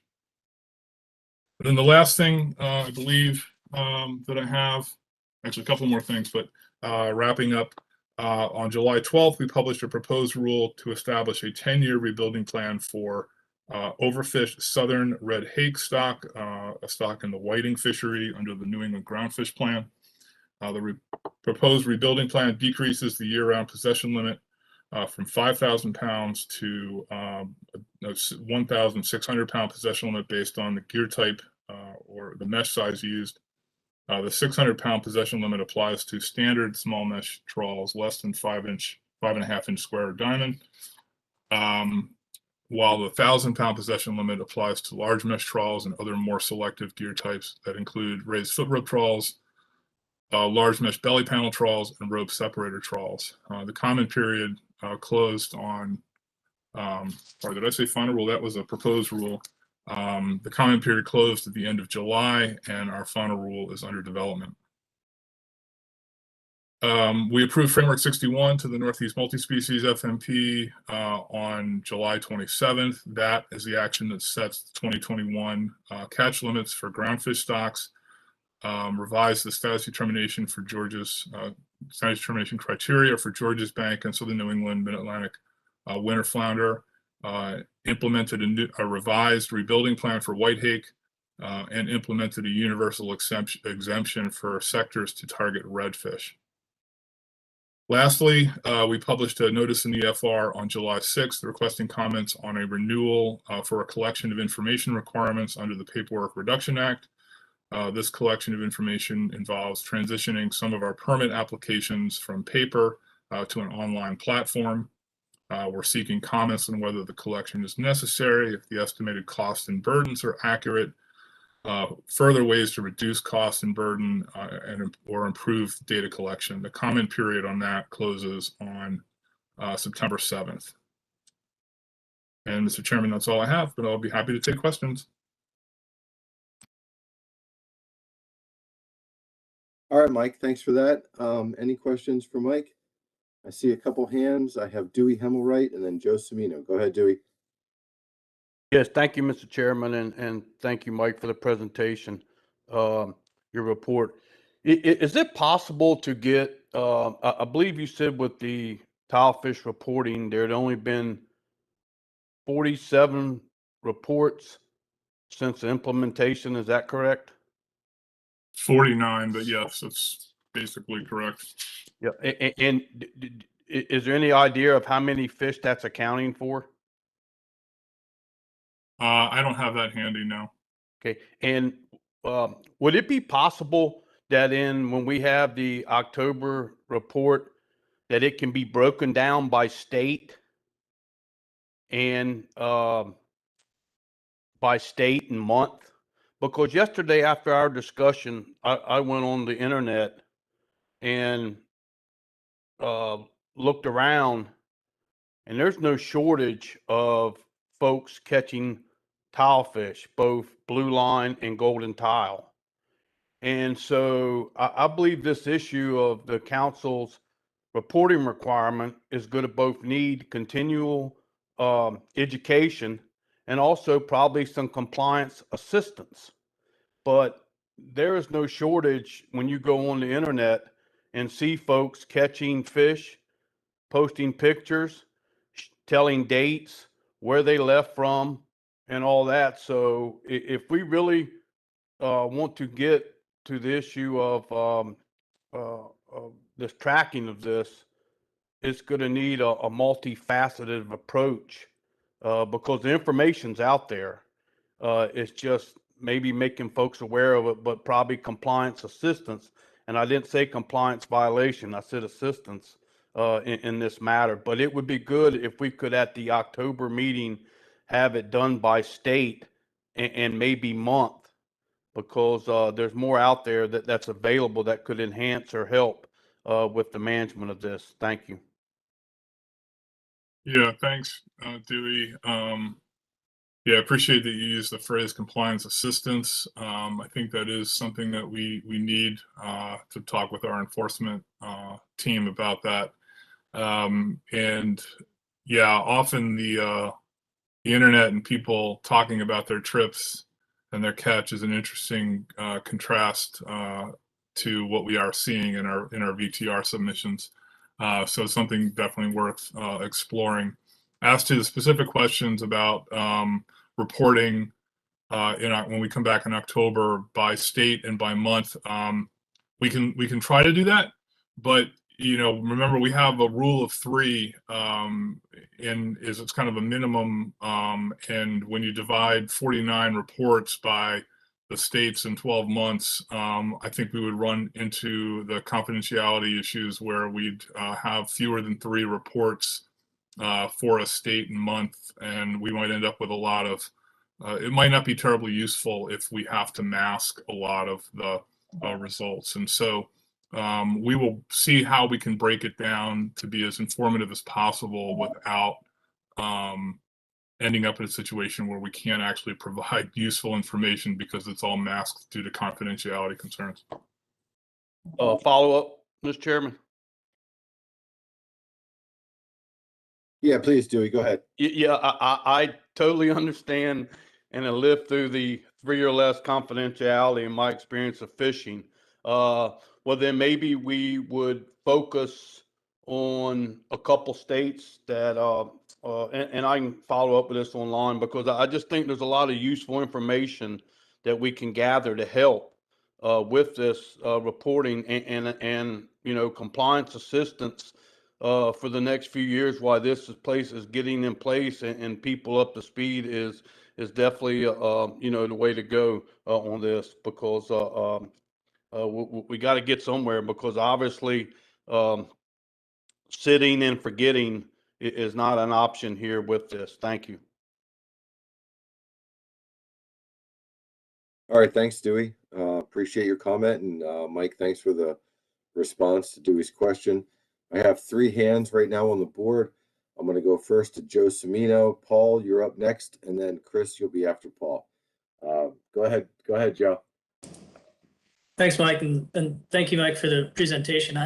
And the discussion we just had reminded me of a question earlier this week, and I apologize, Mike, but you had responded to Greg DiDomenico about the did not fish as part of reporting, but I unfortunately missed some of that response on what it would require to get it back. And I apologize again. Could you please tell me again what, in your mind, what it would take to get that back? Sure, yeah. So that question has been asked a couple of times. Would the agency consider reinstating the did not fish report? And my response has been that we would like to engage in a discussion with both our councils. Ideally, there would be a council action that would consider the impact and the benefits of reinstating a did not fish report. But certainly at a minimum, a conversation with both councils on that issue. Maybe we could start with the NRCC and then the council leadership, if the NRCC agrees with a plan to move that issue forward. The NRCC and council leadership could bring it back to their respective councils. But that's essentially, Joe, what I said in my response.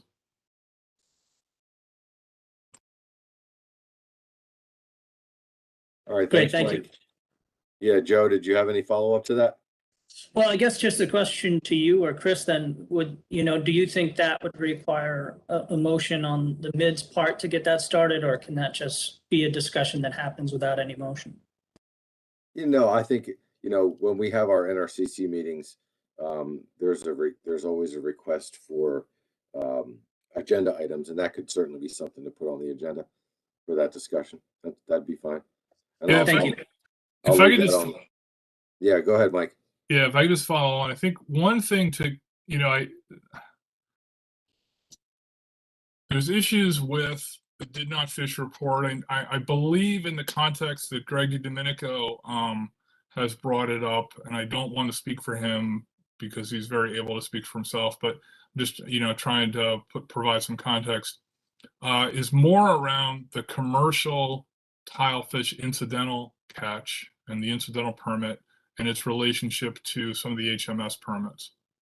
The issue of the recreational tilefish permit and the VTR requirement, there's an important distinction all of our commercial permits, the tilefish incidental permit as well, have a requirement that once you have the permit, you're required to fill out a VTR, GARFO VTR, for every trip you take, regardless of what you catch. And that's one of the issues that has led us led to the need for a one-stop reporting requirement for our commercial VTRs. The tilefish recreational permit is not as expansive. You're only required to fill out a tilefish VTR report on the recreational side if you catch a tilefish. The expectation is that many recreational fishermen might have the permit, but by and large, their trips are not, deep drop trips for tilefish. So they're fishing for something else, and they wouldn't need to fill out a tilefish VTR for a trip in which they're either neither trying to nor catch a tilefish. So and I only raise that as it sort of complicates the did not fish report requirement that we had for the commercial fishery, which was a once a week kind of thing. I didn't fish this week. You submit that as a did not fish, that you didn't take any trips, and therefore you weren't obligated to submit an EVTR. On the rec side, because it wouldn't be accurate to say I didn't take any trips this week. If you took a bunch of trips, you just didn't catch a tilefish. So we'd have to really think about that and what we're trying to achieve and what kind of what process would kind of help us. And I think this is why we want to have a more in-depth discussion in October, where we'll be on the agenda, and my staff with council staff will think this through and bring together some material so we can have a good conversation in October.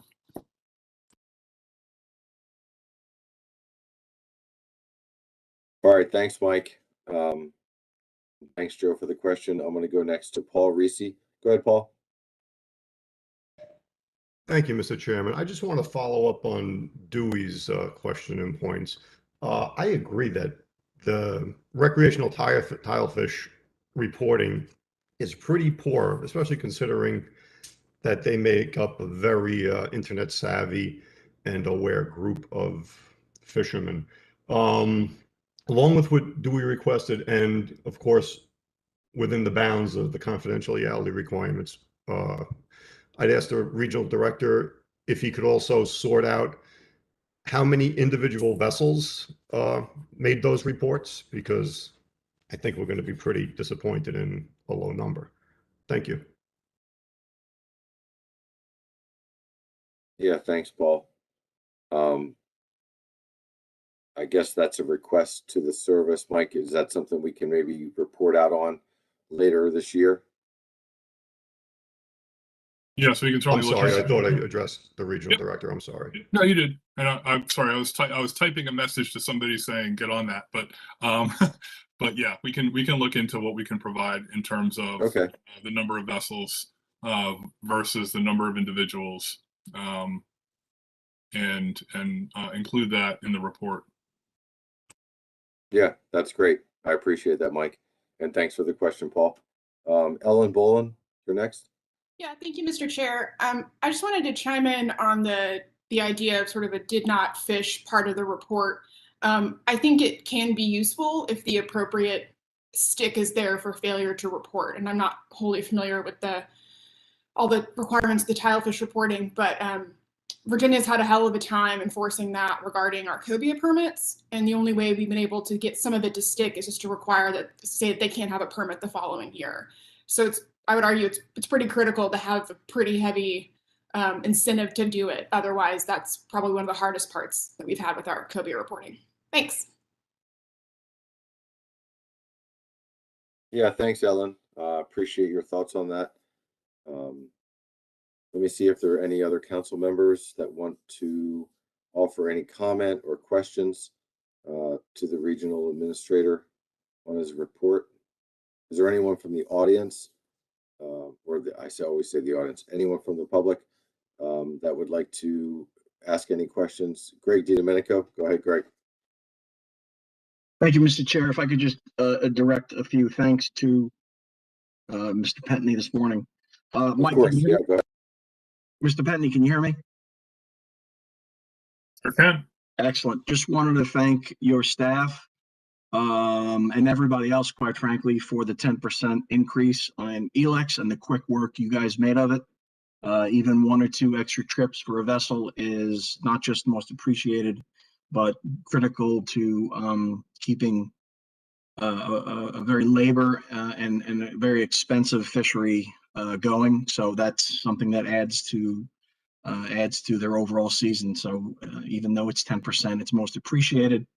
And also wanted to thank you and your staff for some very quick work also on updating one of the bulletins in the squid, mackerel, butterfish fishery, basically asking and reminding people there are several ways to cut down on butterfish discards and turn those discards into landings. And of course, lastly, wanted to thank your quick work and your quick response from the staff regarding the overall, EVTR issue and the associated permit issue. So thank you again. Great. You're welcome, Greg. Glad we could be of service. Yeah, thanks, Greg. And yeah, thanks, Mike, for that.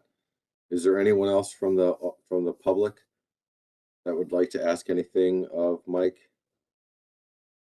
Okay, seeing no hands at this time. Mike, thanks for your report.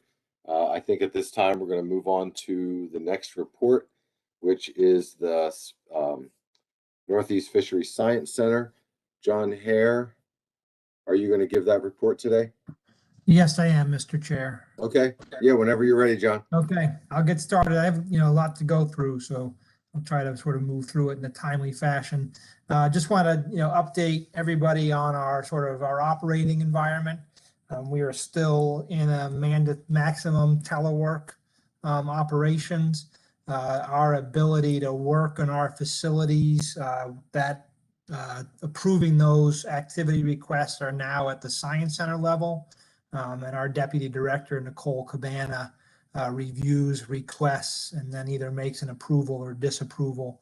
And we are continuing to sort of conduct the sort of mission critical, mission essential activities at our facilities, including getting ready for surveys, conducting laboratory work, some of our observer program activities. So what we are not doing in our facilities is office work, but we are doing many of the other activities that we use our facilities for. In terms of surveys, it's August now, and our goal this calendar year has been to be fully successful with our survey operations. We received a letter from Congress asking us to be fully successful. It's still a challenging year for us. We have the sort of days at sea limitations on the NOAA vessels, and that's because of a reduction in sea days. Every year, the sea days available to us are reducing. And then this year, we have the COVID protocols, which we are working with, which are requiring for longer sort of import periods to cover the shelter in place for everybody who's sailing subsequently.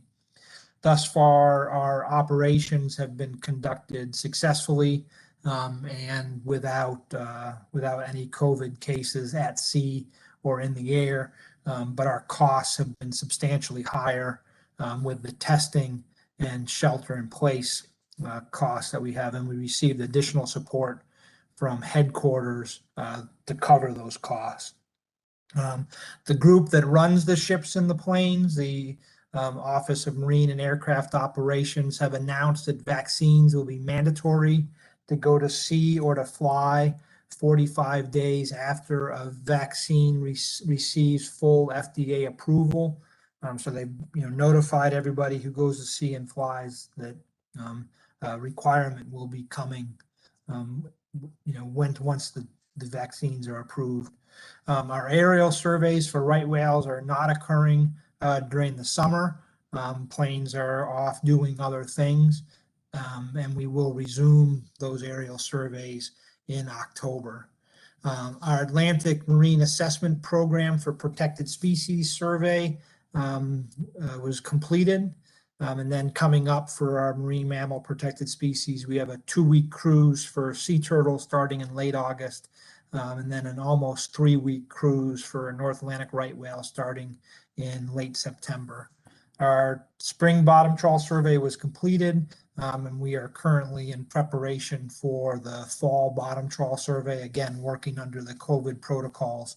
It'll be 3 20-day legs with the shelter in place periods in between each leg. Our spring shark longline survey was completed. Our spring Gulf of Maine longline survey was completed. We're preparing for our fall Gulf of Maine bottom longline survey now. Our spring Ecomont survey was completed. Our summer Ecomont survey is underway. And then we have a fall ecosystem monitoring survey coming up. The Gulf of Maine shrimp survey was recently completed, and the ocean quahog Atlantic surf clam survey will be starting soon. So we are, thus far, have been successful in the majority of our survey operations.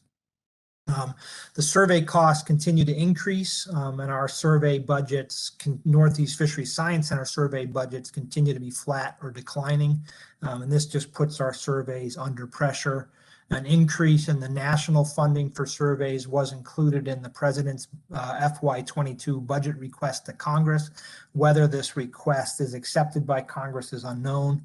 And if this request is accepted, how the funds would be distributed around the country is unclear. But this issue of increasing costs and flat or declining budgets is impacting all of our survey activities across NOAA fisheries. One survey in particular, there are 2 surveys in particular that I want to note because there has been there's interest in these 2, is the VIMS NEMAP survey and the Maine New Hampshire trawl survey.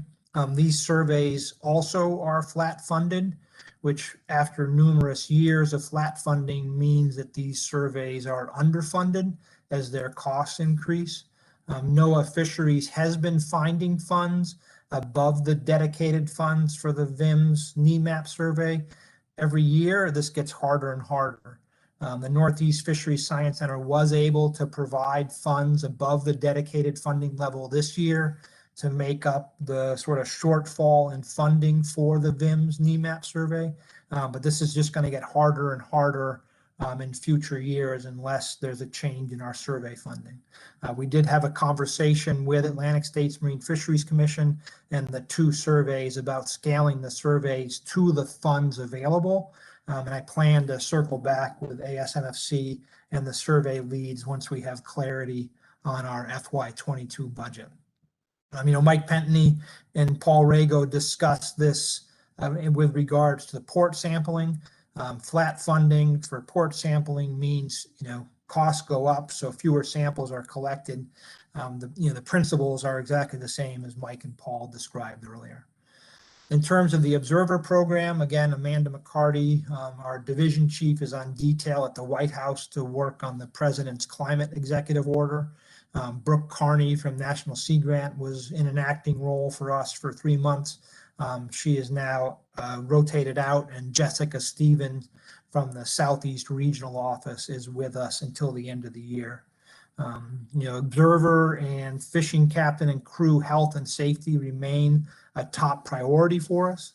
On June 17th, NOAA Fisheries announced that vessels are no longer eligible for release from observer or monitor coverage under the emergency rule or regional waiver criteria if a fully vaccinated observer or quarantined observer is available. And currently 93% of the observers in the Northeast region are fully vaccinated. And again, we're just continuing to remain flexible as this public health crisis continues to evolve. And we will monitor local and state public health notifications as well as the CDC for updates. Let's see here. Our observer training is still ongoing. We have a training which is being conducted now underway for Scallop industry funded Scallop Surveyor and the Northeast Fisheries Observer training. We've shifted largely to remote training with just minimal in-person components, and that is working well. And then we have 2 back-to-back at-sea monitor training programs, which will be offered in the fall. And we recently completed a contract with Atlantic States Marine Fisheries Commission to provide additional observer training to just keep the number of observers at a level which can then serve the needs for our observer programs. In terms of the assessments, cod, stock structure, there was a working group that looked at it in the New England area. They identified 5 biological stocks. We're now working with the council to consider the data that is available to assess those stocks and the management sort of implications of those stocks to the council. And Dr. Lisa Kerr and Dr. Steve Cadron were awarded an SK grant to develop a management strategy evaluation to look at the management implications of this revised stock structure, and that work will be beginning soon. We had an ELEX stakeholder listening session on June 13th, and then the research track working group will meet on August 18th. And I just want to thank those who participated in the listening session. I listened to it as well, and the feedback was constructive, and it pertained to both to the ELEX research track and also raised some broader questions regarding the assessment process. And I also want to thank Jason Didden for facilitating that listening session and then for putting the notes together, which were distributed earlier this week. There's a lot of information in there. The research track working group will take it up at their next meeting on the 18th, and we're having several internal meetings at the Northeast Fisheries Science Center to talk about some of these broader issues that were raised. The Haddock Research Track Working Group meets August 30th. The Butterfish Research Track Working Group met on August 9th, and they will be meeting again in the future. And then we have 5 new research track working groups which have been formed. An American Place, which had their first meeting on July 27th. Spiny Dogfish met on July 30th, and that, I believe, is where the letter which we talked about during the executive director's report originated from. Black Sea Bass met on August 3rd, and Bluefish met on July 29th. And then there's a topic-based research track applying state-based models, and they'll be meeting on August 23rd. So there's a lot of emphasis and energy going into these research track assessments. And certainly what we heard at the ELEX listening session will inform some of the processes in those research tracks as well. The management track peer review was held on 28 to 30 June. We've seen the results of those assessments here at this meeting. Thank Dr. Rago for sort of presenting those. Black sea bass, scup, golden tilefish, Atlantic mackerel assessments were peer reviewed and all passed peer reviewed. I just want to thank the peer review panel and everyone who participated in the review. The assessment oversight panel meeting for the September management track stocks was held in May. And it reviewed the Georges Bank cod and Gulf of Maine cod assessments, sort of the plans for those assessments, and the corresponding peer review for those assessments will be held September 13th to 17th. The 2022 management track assessment schedule has not yet been finalized. There were some additional changes that were made at the May Northeast Regional Coordinating Council meeting. And we're working closely with the Mid-Atlantic and New England Council, Atlantic States Marine Fisheries Commission, and the GARFO on that schedule. And once it is finalized, we will communicate that publicly. In terms of our cooperative research program, there was a NOAA Navigator article on the short fin squid electronic size monitoring pilot project. And I encourage you to check out the link to that, and I can send it to Chris to distribute to the council. The spring bottom trawl survey summary has been posted. I can send that link as well. We've also been posting summaries of our bottom trawl survey and the ecosystem monitoring surveys, and I'll share those with Chris to share with all of you. In terms of publications, and relates to the Northeast Trawl Advisory Panel, which Wes talked about.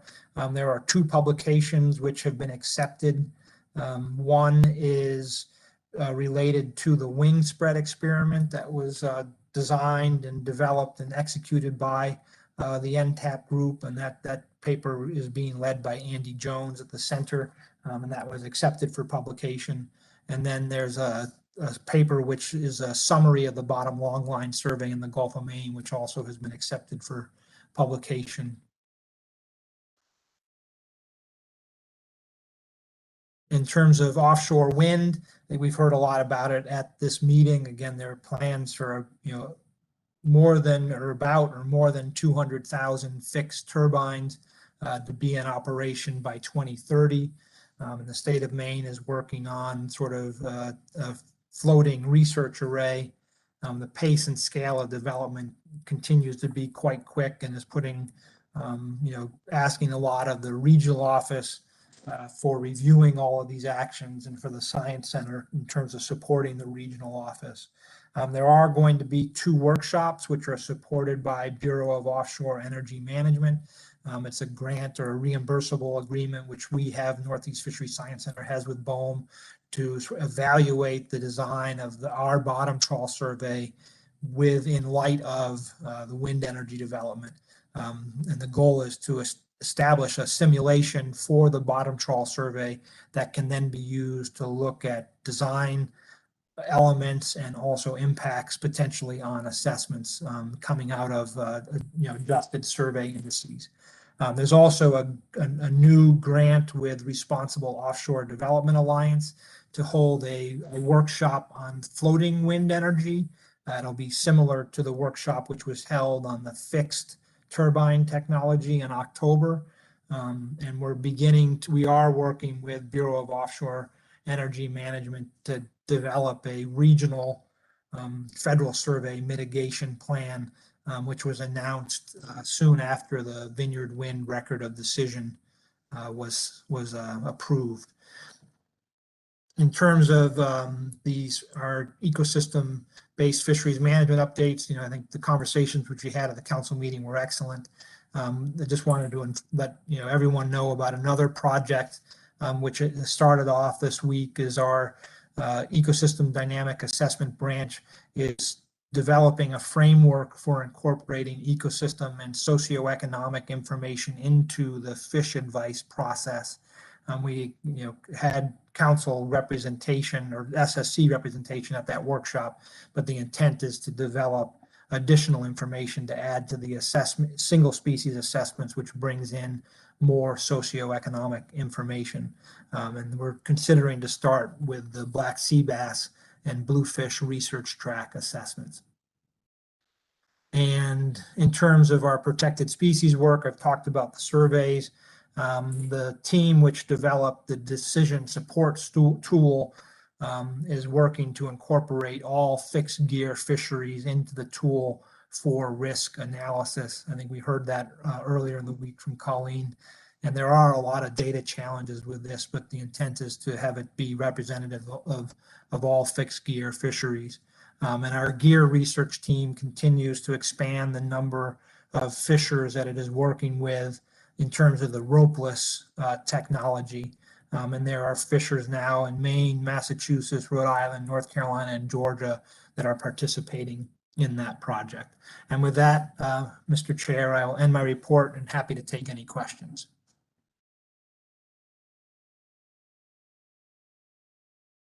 Okay, thanks, John. Any questions for John on his report? A lot of good information there. See if anybody from the council has any questions, and I'll go to the public. Don't see any members from the council with questions. I do see Greg's hand. Go ahead, Greg DiDomenico. Good morning, Dr. Hare. Can you hear me? Yeah, you're coming through clear. It would be okay if I just asked John a few questions? Of course. Yeah, go ahead, Greg. Thank you. John, can you hear me? Yes, I can. John, regarding the ELEX workshop and webinar that you guys held for us. First of all, thank you for doing it. And I know that you are taking this issue very seriously, as are we.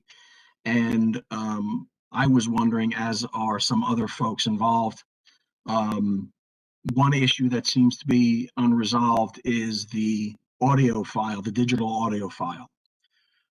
We've made some requests. It appears that a decision has been made not to provide the public with that audio file. Is that a final decision? And may I ask, well, yes, is that a final decision? So, at the beginning of the listening session, Jason was very clear that the listening session was being recorded for him to be able to take notes. And so I would answer, no, it's not a final decision. I think we still need, from my perspective, we're not going to share it because the intent was to support the note taking. But we do need to sort of have conversations internally, make sure we understand exactly what that means, have a conversation with GC and have a conversation with the regional office. So no, it's not a final decision. Thank you. Thank you, Dr. Hare. And what I would just say that it was made clear by center staff that the outreach folks would be doing this and that Jason is planning to facilitate the meeting. So I'm hoping that the decision comes from on high at NOAA or the agency or GARFO or the Science Center. So it would be really important to understand the role that Jason played versus the role that you guys played in setting this up. So please just be aware of that. And what I would also say, depending upon the final decision on whether or not you will provide the audio to the public, we will be sending in a summary to revisions to the summary you've already provided. We would also like to see additional detail provided in that summary, whether it comes from your staff or somebody else, because you guys have the audio file at your that you can listen to. So we would like additional detail provided in that summary. And we would also ask for a verbatim transcription of the audio file. Is that possible? Again, I can't answer the question. I haven't, Miss Megan Lapp asked about the audio file availability during the listening session. So we're still trying to get an answer to that. And Michelle Traver, who sent out the notes, asked for feedback. So I assume that you will provide your additional comments to Michelle. I'm not sure if she indicated a timeline for receiving comments on the note, on the notes from that. But I'll check in with Michelle and see about what when she would like comments on. In terms of providing a transcript, I don't know if providing, I just need to understand what is a transcript the same as an audio file? I don't know. And I'd like to talk with GC about it a little bit more before making a decision on that. Okay, so I'll just leave you with two things, and it's very possible that perhaps the GARFO will have to weigh in on this, my next question, but this was a fairly, this meeting was in the Federal Register, is that correct? I don't know if it was or not. And maybe Jason can answer that question. I don't know. Okay, and my second question, perhaps to the agency today. Earlier on, Regional Administrator explained that the EVTR commercial outreach webinars would also be taped, would be provided for the public to review. So I'm just a little confused by the policy. On one hand, you're going to provide audio tapes on a webinar. On this particular ELEX issue, it seems that you're being somewhat discretionary on whether or not you're going to provide it to us. Can someone please answer what the difference is? Thank you. Well, and that's why I want to talk with GC to understand what the differences are. Was it in the Federal Register? Yes or no? Are there particular requirements when something is in the Federal Register? Yes or no? Because the intent was stated that it was for note taking only, does that change the situation? Yes or no? So there's a number of questions which I think we need to work through in terms of making the final decision. Thank you very much, Dr. Hare, and I look forward to an open and transparent process and an open and transparent response to this situation. Thank you very much. Yeah, and as you know, Greg, that's our endeavor as well, is to be open and transparent. And so I appreciate that sentiment, and that is what we are working towards as well. Thank you. Yeah, thanks, Greg. And thanks, John, for that back and forth. I'm going to go next to Megan. Megan Lapp. Go ahead, Megan. Thank you, Mr. Chairman. Megan Lapp, Seafreeze. Yeah, I do want to echo Greg's request of an audio transcript and or a written transcript when during the workshop or listening session, whatever folks want to call it, that did go out over a NOAA listserv to the wide public. It was advertised as a public, stakeholder listening session. I would really hope that the audio transcript will be made available. Those of us who are seriously engaged in the scientific process would like an opportunity to listen and re-listen to some of the science that was being discussed, some of the answers to various questions. And it would have really been nice to have had that audio file in good time before the next assessment working group meeting, which is coming up shortly. I do know that during the session, various points were raised. I know Jason was making a quote unquote homework list for the working group. I'm curious if that homework list has been compiled and delivered to the working group, or like, is there a list of all of this? Is it just going to be, the generic written summary that is going to be given to the working group? And I'll say the reason that I'm asking this is there were a lot of various scientific concerns that were raised. Industry had originally requested to have this meeting with members of the working group. As it turned out, it became a stakeholder listening session that was advertised as such, and most of the working group members were not on the call. The questions, a lot of them that were raised, pertained to various aspects of the assessment. And, there was a running quote unquote homework list for the working group. I'd like to see that list. I'd like to see if it's given to the members of the working group, particularly considering that many of them were not on the call. I think it would also be very helpful to have a audio file of the call on the working group webpage, so that all of the assessment working group members who were not able to attend and be on the call would have the opportunity to listen to all of the discussion, because I think it really could help the assessment, to move forward in a positive manner. And, while it was mentioned, yes, at the beginning that it was being recorded for note-taking purposes, when I requested an audio recording at the end, the answer was that yes, an audio recording would be provided, and that staff just had to figure out how to extract it from the new webinar tool that was being utilized at the time. So it is disappointing that it has not been provided yet,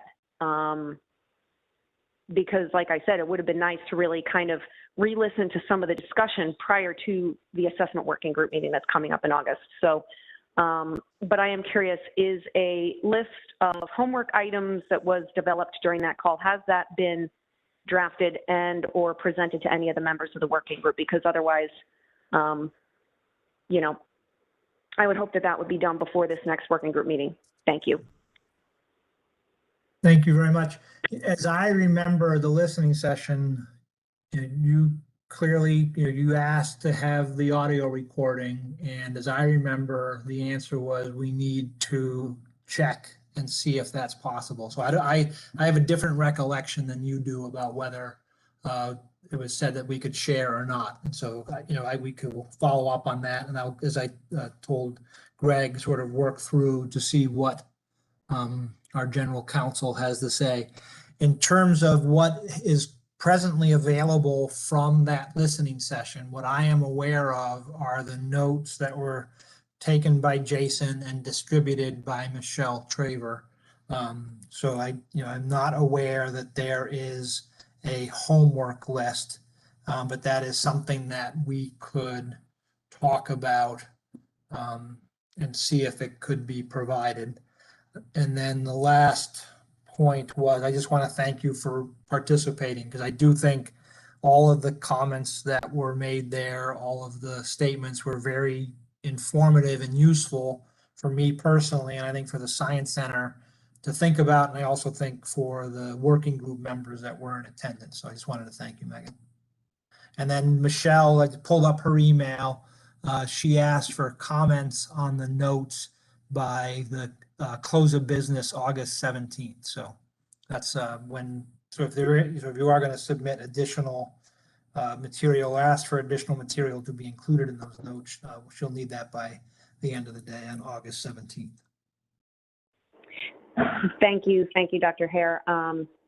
As Greg said, yes, we'll be submitting some comments, but I do remember specifically after various items that were discussed that it was specifically said this will be added to the homework list for the working group. It would be good to have a recording to be able to go through those all again and really be able to hone in on them, because I think having the written summary is great, but the real intent of the meeting was to be able to raise specific issues with the working group members, many of whom were not on the call. So if they are not able to listen to a recording that is going to give all of the details that were discussed and what the main points of, well, this is a homework item, this is a homework item for the working group, then the intent of it isn't really useful, and we're already halfway through the assessment. So I would hope that that stuff could be made available in a fairly short amount of time. Thank you. Thank you. Thanks, Megan. Jason, did you have a follow-up there with that? I see your hand up.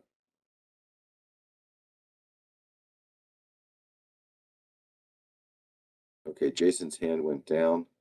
I'm going to go next to, I'll take one more comment from the public, and then we're going to move on to Office of General Counsel. Go ahead. I have Julie Evans with her hand up. Go ahead, Julie. Yes, thank you for letting me ask all these questions. I'm so interested in Garfo and what Garfo does, and I think that it's probably going to be a great resource for our fishermen here. During the doctor's presentation, he mentioned cod and 5 biological stocks, and there'll be a new assessment going forward on between the 13th and 17th of September. I would love to be able to be a part of that as a listener, of course. Awards were given out. We're very interested in our codfish industry here. A lot of party boats and charter boats, private boats are always looking to make a cod catch. And, as everybody knows, we're putting up a giant wind farm on Cox's Ledge. And I was wondering if that will have any, that we will be considered in the scientific information that we will get after these doctors do their thing. That's one question, then I have another. Yeah, so thank you very much. We know in terms of the COD assessment peer review, those are, open to the public, so I can make sure that you are added to the list to just be notified about that. And then in terms of, whether, the cod spawning on Cox's Ledge will be considered in the environmental impact statement that is being developed for that wind farm. I haven't seen the specifics, but I'm assuming it'll be similar to the Vineyard Wind environmental impact statement that takes into, they're required to take into account, the essential fish habitat of managed species. So that will be part of the environmental review process. Yes, thank you very much for that information, and I'll provide my email to somebody. Maybe Mary Sabo already has it. And then I don't know, was port sampling part of your presentation? Well, the port sampling program is shared between the Science Center and the regional office. As Mike described earlier in the week, the regional office runs the program, and the Science Center provides sort of the sampling design for the program. So, so is there a report given by port? Say, Port Montauk, is there any information I can access? I will need to look into the resolution at which the data would be available outside of the assessment process. It is used in the assessments, and so you could go to a particular species and see the data, but whether it's aggregated at a port level, I do not know, and I can find out for you. I appreciate that so much, and I appreciate the work you do. It's very important. Thank you. Thank you. Okay, thank you very much, Julie. I'm going to take Jason Didden, your hands up. Do you want to make one last comment before I go ahead and move on? Can you hear me now? Yeah, go ahead, Jason. Okay. So just follow up on that ILEX listening session, and I jumped in a bit late, but I think those homework items are identified in the summary. And I remember, I think, there was a discussion during the call about trying to figure out the kind of provision of the recording. Megan and I had a discussion later where I kind of flagged, my recollection was logistical issues, including the kind of manner, and it's possible that I didn't bring up the kind of still unresolved question that was mentioned on the recording about trying to figure out what its overall status was. So that might be on me, Megan, sorry. Yeah, definitely in that email that went out from Michelle, my phone number is in there. So if people think that there are clarifications needed based on their notes, they can definitely call me, and that document will go to the work group.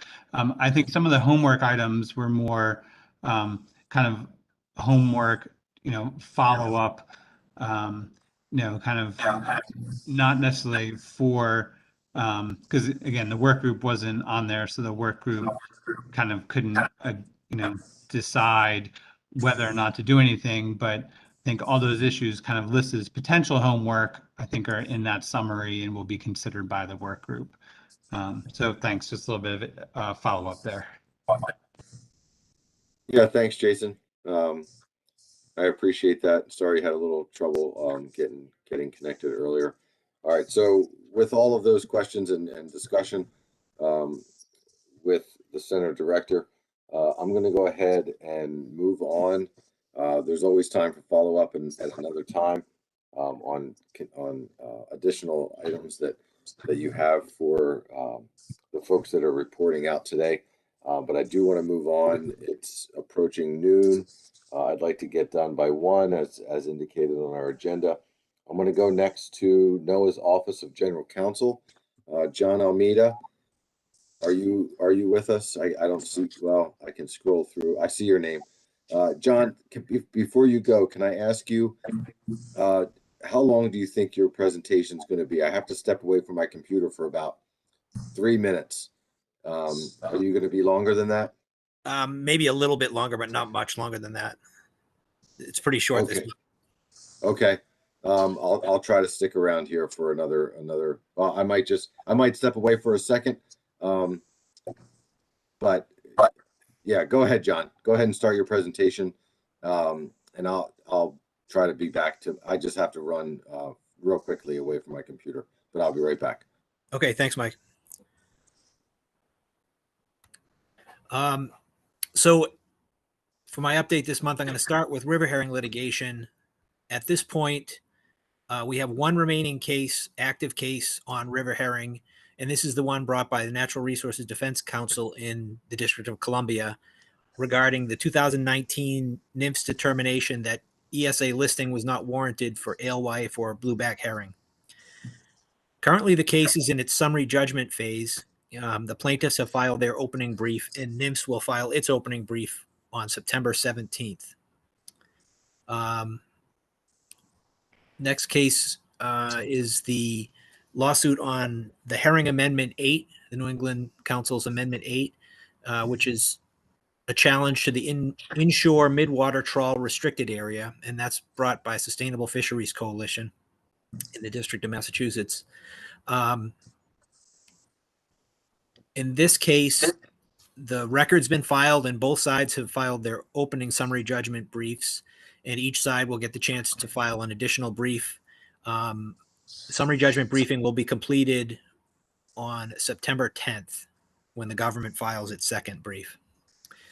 The New York summer flounder litigation, as you may recall, the state of New York filed a suit challenging summer flounder Amendment 21. That's the commercial allocation amendment, as well as the 2021 specifications that use the new formula from Amendment 21.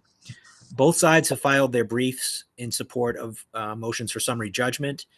So it's fully briefed before the court, and we're waiting for a decision from the court. Right whale litigation. In the case before Judge Boasberg in the District of Columbia, on May 28th, NIMS filed a status report advising the court that the biological opinion to replace the 2014 lobster biological opinion that the court had ruled on, that the new biop was done. And on June 2nd, NIMS filed a motion for entry of judgment in the case, where the court's ruling went to that earlier biop that was no longer operative. The plaintiffs opposed that motion and filed a motion to enforce the court's earlier orders as to the new biological opinion. At this point, the court denied both of these motions and asked the parties to file a joint status report as to the status of the new right whale rulemaking and as to whether the plaintiffs' intent to amend their complaint to address the new biological opinion and new rulemaking. So that status report was the court's response to both of those motions. The court ordered us to file the status report by September 3rd. Also in this case, you may recall that pro se litigant Max Strahan filed a motion to intervene, which was denied by the court on July 7th. Mr. Strahan has also filed a standalone lawsuit in the District of Columbia on right whales, alleging violations of the ESA and MMPA by NIMS in its administration of the federal lobster fishery and other unnamed fisheries, gillnet fisheries. Mr. Strahan filed a motion for temporary restraining order in this case, which is an injunction in the early phases of a case, seeking to stop the use of vertical buoy lines in the trap pot and gillnet fisheries. The court denied his motion on July 20th. So you may recall the two lawsuits against NIMS regarding the New England Council's industry-funded monitoring amendment. In the first case, Loper Bright Fisheries Incorporated, that was a group of Atlantic herring vessels who filed a lawsuit in the District of Columbia. On June 15th, the court issued a ruling in favor of NIMS on the parties' cross motions for summary judgment. At this point, the plaintiffs in that case have filed an appeal to the District of Columbia Circuit Court of Appeals. So that case, we have a ruling in the district court. Now it's up on appeal. The second case on industry-funded monitoring, Relentless Incorporated, was filed in Rhode Island, in the District Court of Rhode Island, by a different group of herring vessels. The court held oral argument on summary judgment motions on July 27th And so at this point, we're just waiting for a ruling by the court. The Conservation Law Foundation case challenging Framework 59 and the Gulf of Maine, Georges Bank cod specifications. We're fully briefed and waiting on a ruling from the court. And finally, the sea turtle litigation brought by Oceana. You may recall that NMFS received an adverse ruling in an ESA case brought by Oceana regarding sea turtles and the scallop fishery. And basically, the court remanded the incidental take statement back to NMFS to address deficiencies that the court had found. And NMFS worked to address these deficiencies and completed a new biological opinion on the scallop FMP on June 17th. And NMFS notified the court on June 25th, and the parties are now conferring on what happens next in the litigation. The other case brought by Oceana in the District of Columbia was related to scallops and the batched biological opinion for a number of other fisheries outside of scallop. You may recall that the court ruled that NMFS had satisfied what the court had asked it to do on its earlier remand order. The plaintiffs in that case have appealed that decision to the DC Circuit. However, in light of the new batch biological opinion that replaced the one that was the subject of that litigation, NMFS filed a motion to dismiss the appeal, which the plaintiffs have opposed, and NMFS will file a reply brief at the end of this month. That's all I have for my update. I'm not sure if Mike's back, but if anyone has any questions, I'd be happy to try to answer them. Oh yeah, no, I'm back. I just needed to run for 1 second. I missed the first 30 seconds of your presentation, but no, I'm here. Let me see, and I appreciate it, John, for your report. Let me see if there's any, if there are any members of the council that have any questions for John based on his report. Okay, I don't see any hands. Anyone from the public that has any questions for John based on his report out today?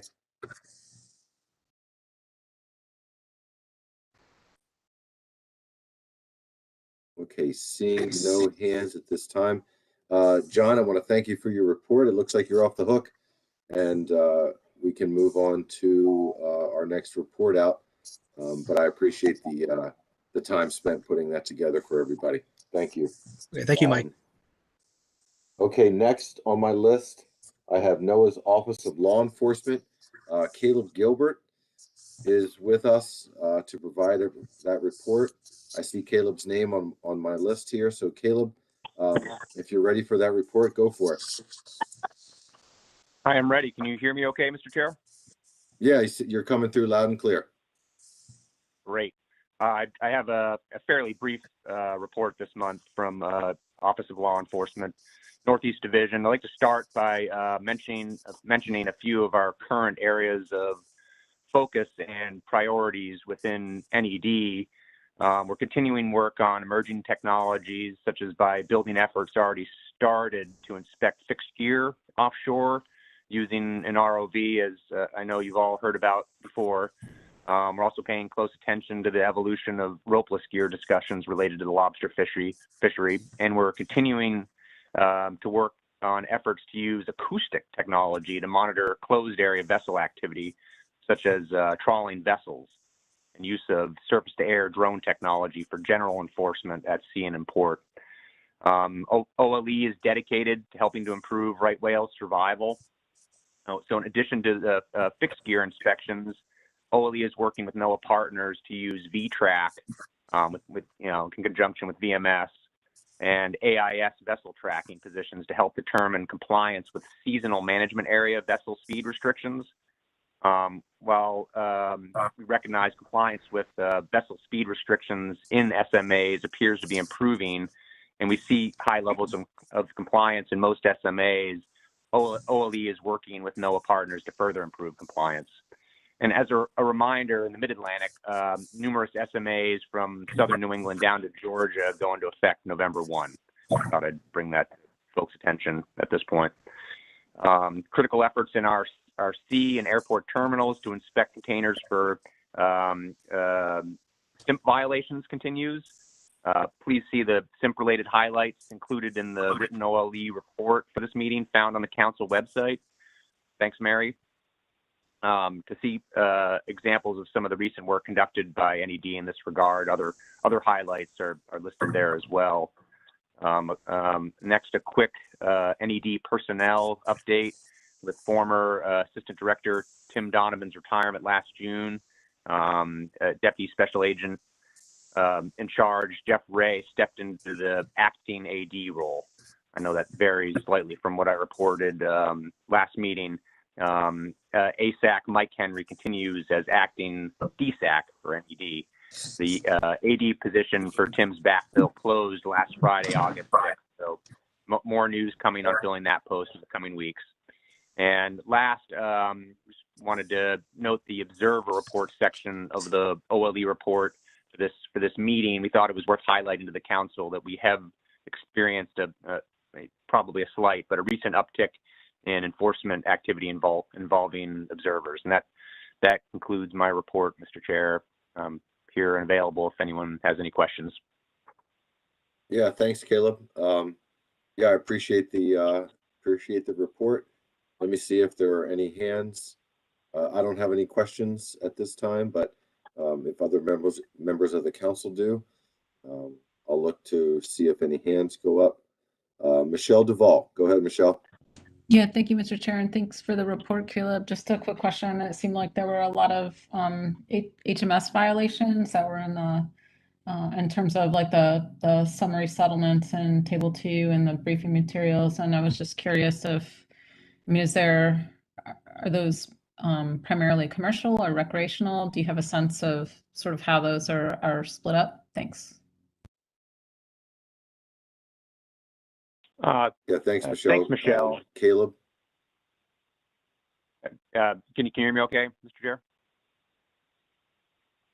Caleb, if you're speaking, we can't hear you. You might be on mute. Okay. I did not do anything on my end, Mr. Chair. Oh, there you go. We can hear you now. Go ahead. Okay. Thanks for the question, Michelle. Off the top of my head, I don't have a sense as to what proportion of those items listed in table 2 were commercial versus recreational. I suspect a lot of those are coming from the patrols that we've conducted, and those vary.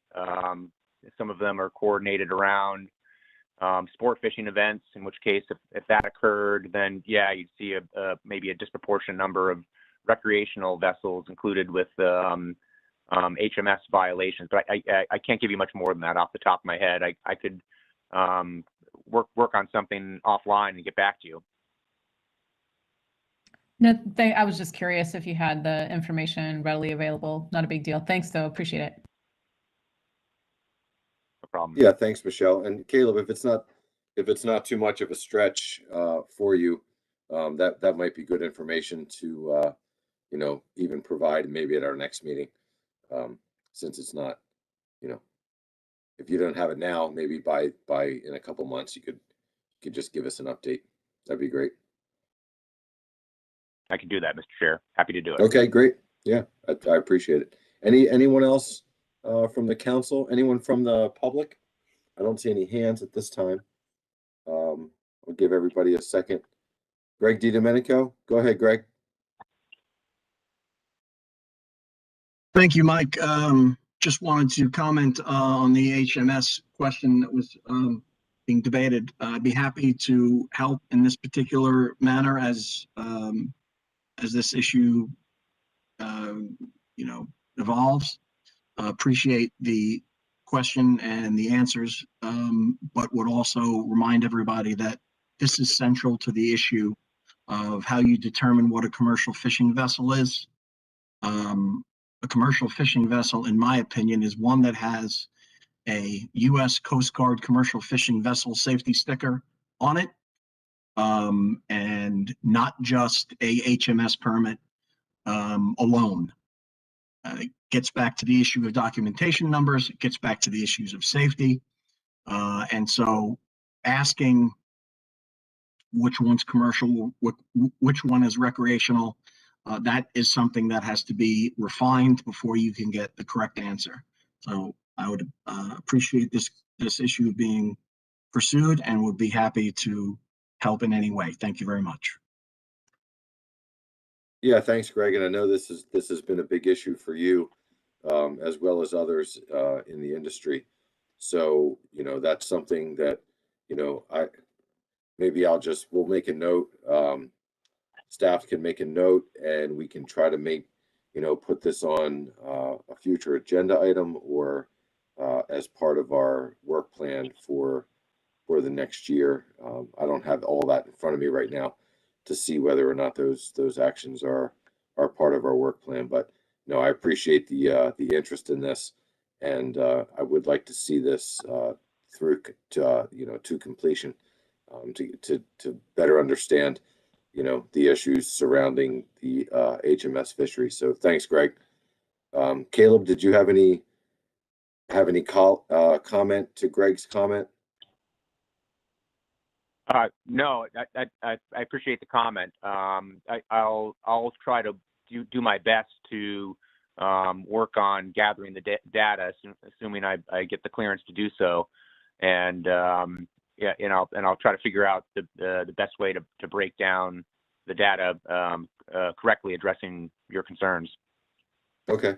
All right. Thank you very much. Okay. Seeing no other hands, Caleb, thanks for your report. Actually, one more hand just came up. Julie Evans, go ahead, Julie. Yes, if I could just second Greg's quest for refinement of commercial versus recreational. Our for-hire industry is always caught in the middle there.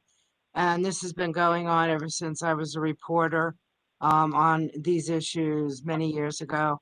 So, you know, my take is anybody who pays taxes as being a commercial fisher, you know, in the commercial fishing industry as a commercial fisherman, that includes the for-hire industry.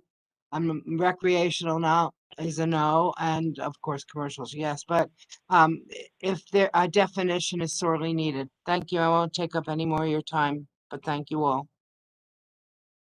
All right. Thanks, Julie. Appreciate that comment.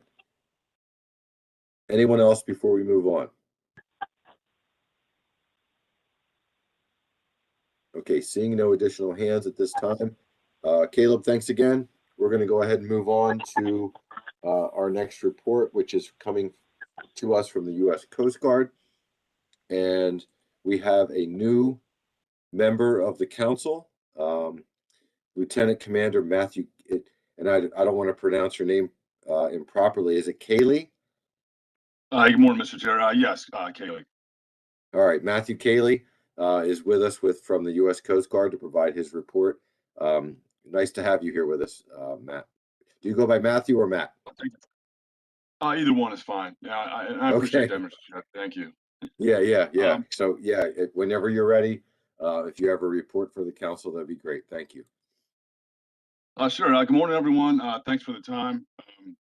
Like Mr. Chairman said, my name is Lieutenant Commander Matthew Cayley. Just reported to our district office here over the summer, so I look forward to working and hopefully meeting everyone, you know, in the coming months ahead at some point. For this report, I'll touch a little bit on the results from our fisheries enforcement mission and cover our commercial fishing vessel safety efforts, as well as discuss search and rescue cases that have been related to our commercial fishing vessels. So for the past 2 months, in June through July, we've conducted 130 fishery boardings. We have one significant violation to note on one of the boardings that our medium endurance cutter conducted out in the Mid-Atlantic access area of a scalloper. They had a couple of violations noted with their gear as well as an operator permit issue. To date, we've had a little over 500 boardings conducted throughout our District 5 area of responsibility, and 19 violations to report for the year.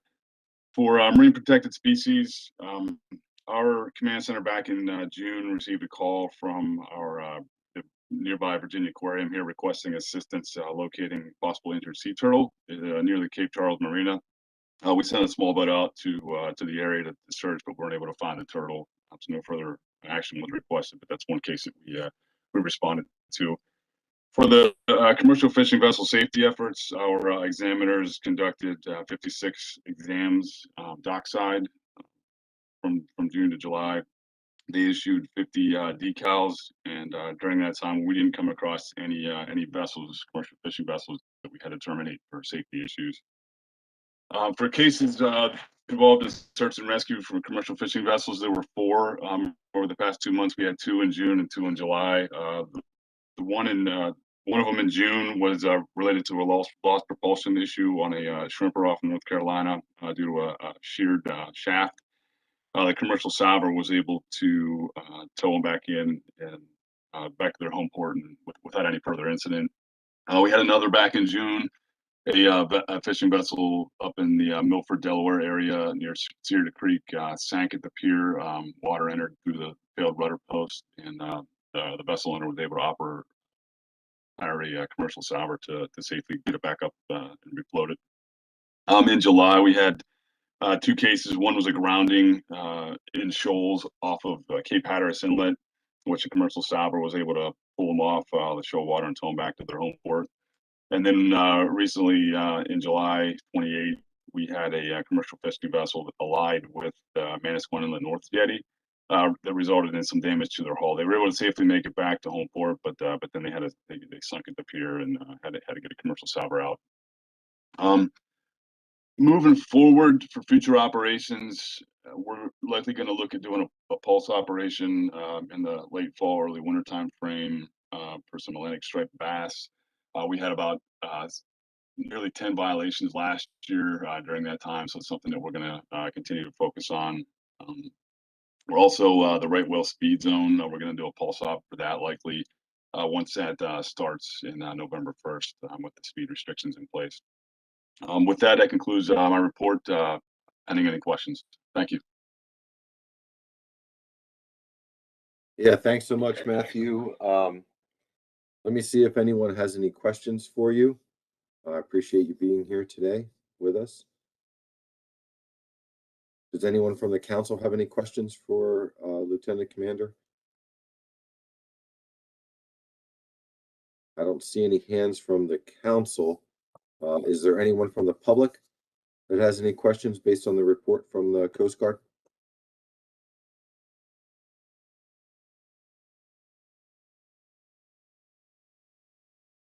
Okay, I don't see any hands coming up. It looks like you're off the hook for this one. And as you said before, I look forward to hopefully meeting you in person here in the coming months as we try to get ourselves back into the world that we used to live in before the COVID pandemic with in-person meetings. So Matthew, thank you very much for your presentation, and I'm going to go ahead and move on, but I appreciate you being here with us today. Thanks, Mr. Chair. I appreciate the time. Okay, thank you. Okay, we have 2 more reports. So we're going to move out of organizational reports and move into liaison reports. We have both New England Council and South Atlantic Council reports. We'll start with New England Council, and I'm going to go ahead to, I want to turn to Peter Hughes for that report. If there's anything to report, Peter. So great. Appreciate it, Mr. Chairman. Good afternoon, everybody. This is my liaison report from the June 22nd through 24th New England Fisheries Management Council meeting held by webinar. It seems like it was a year ago that meeting took place.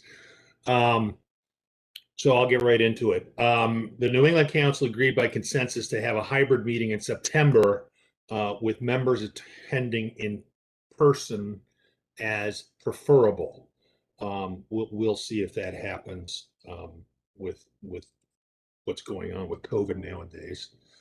In regards to habitat, the council agreed by consensus that the staff develop comments on behalf of the council jointly with the Mid-Atlantic Council where appropriate on the following issues: the U.S. Army Corps of Engineers permit application for the Blue Water Fisheries Aquaculture Project, BOEM's proposed sale notice for New York Bight Leasing, BOEM's notice of intent for the Empire Wind Project, and the U.S. Coast Guard's draft approaches to the Chesapeake Bay Port Access Route Study. So that's being developed with the Mid-Atlantic Council where appropriate. On to sea scallops. The council adopted their 2022-23 research priorities to help develop the next round of projects to be funded through the scallop research set aside. One thing to note, the scallop fishery received an updated turtle biological opinion and elevated its priorities to address concerns found under reasonable and prudent measures, RPMs, within the new BIOP. So that will be very helpful to put some funding towards that turtle research. The council also initiated Framework 34. The framework will include 2022 fishing specifications and default measures for 2023 fishing year, potential modifications to the limited access general category IFQ access area trip limit counting system, and measures from Amendment 21 that are approved by NIMS. They have to have some follow-up in Framework 34 in regards to Amendment 21. So that's kind of follow on management measures. And lastly, a petition was received requesting that National Marine Fisheries Service take secretarial action to implement a scallop leasing program. The council deliberated and concluded that the petition does not have merit and that the council is the appropriate body to lead changes to the scallop fishery management plan.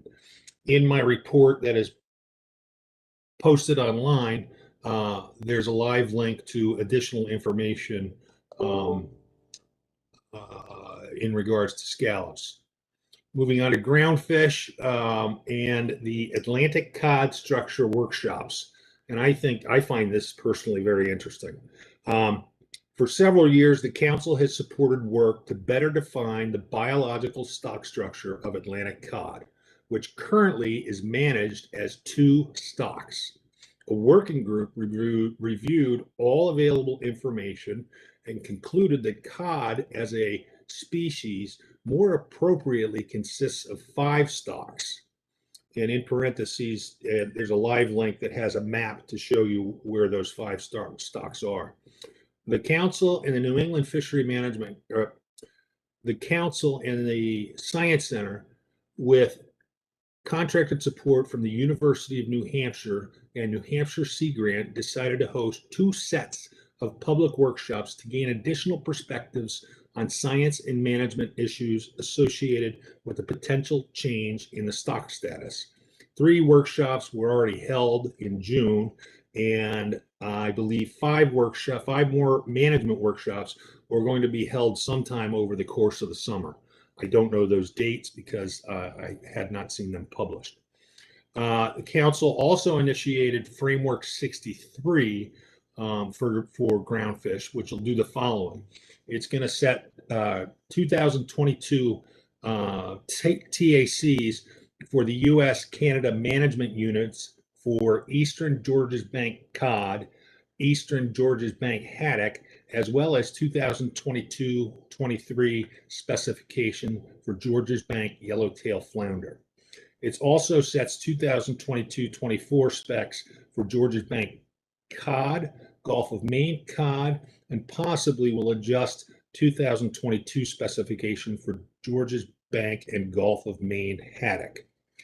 The framework is going to address adjusting 2022 specifications for White Hake based on the council's rebuilding plan. And they will have to adopt additional measures to promote stock rebuilding.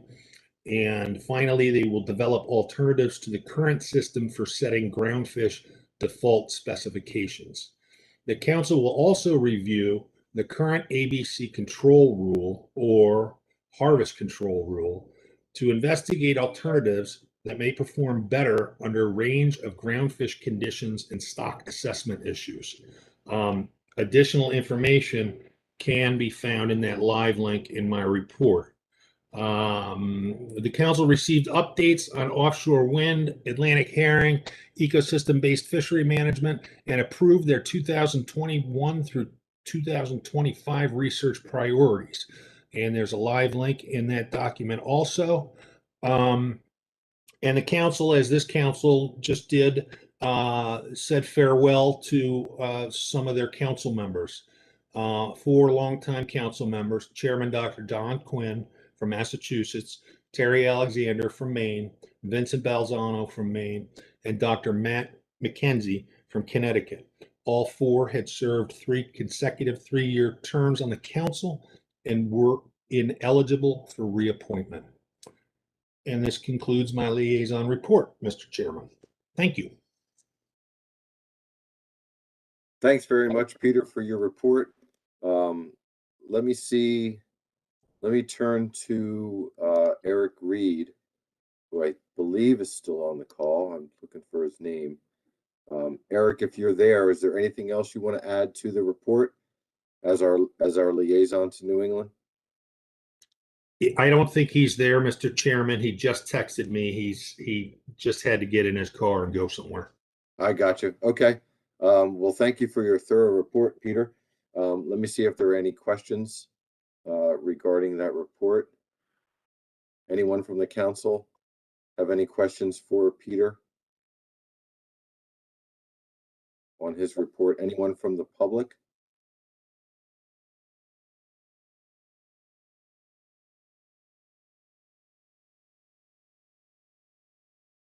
Okay, seeing no hands, Peter, thanks again for the report, and we'll look forward to having you, if willing, continue to be our liaison to New England. You're doing a great job. Thank you. Thank you, Mr. Chairman. It's been a long 4 days. Everybody have a great weekend. All right, great. We're almost done. We got one more thing to get through, which is our South Atlantic Council report. Tony DeLernia and Dewey Hemmelwright have been sharing that workload. Tony DeLernia just termed off after, well, it's hard to even say how many years Tony's been involved. His last 9 years, his last 9 years, he just termed off. So I'm going to turn to Dewey to see if there's anything to report from the South Atlantic Council. And I was looking through the names. If there's anyone else from the South Atlantic Council that's here as a representative from that council, please let me know. I didn't recognize any of the names, and I'm sorry if I missed that, but I'm going to start with Dewey, and then we can go from there. Go ahead, Dewey. Thank you, Mr. Chairman. I'm sure I will not be able to lead up to Tony's expertise in giving this presentation as he always does, and I always look forward to him giving it. But I'll try my best here. The South Atlantic Council met in June, and a few of the things that they part of the meeting part was the Dolphin Wahoo Amendment and the final of that, and that was the outcome of that was a bag reduction in the recreational trip limit from 60 fish to 54 fish per vessel while maintaining the 10 fish per person daily bag limit. Another part of the business that was received was stock assessments, an overview for gag grouper, golden tilefish, and red snapper.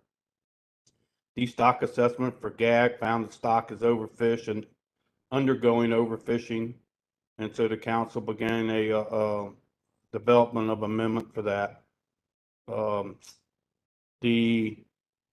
Another major part of it, of the stock assessment, were red snapper.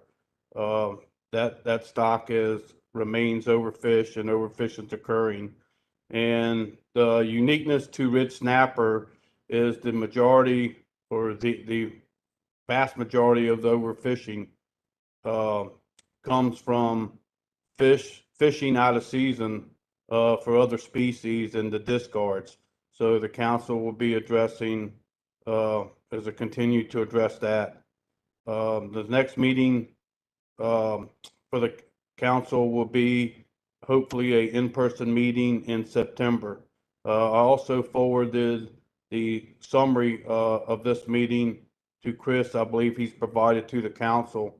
And with that, if anybody else has any questions, Carolyn Belcher is the representative from the South Atlantic Council that's on our webinar today. And if she can provide any other comments that folks would like. Thank you. Yeah, thanks, Dewey. You did a tremendous job of running through the issues at the South Atlantic. Let me see. I'll turn, and I just got a note from Michelle Duvall as well.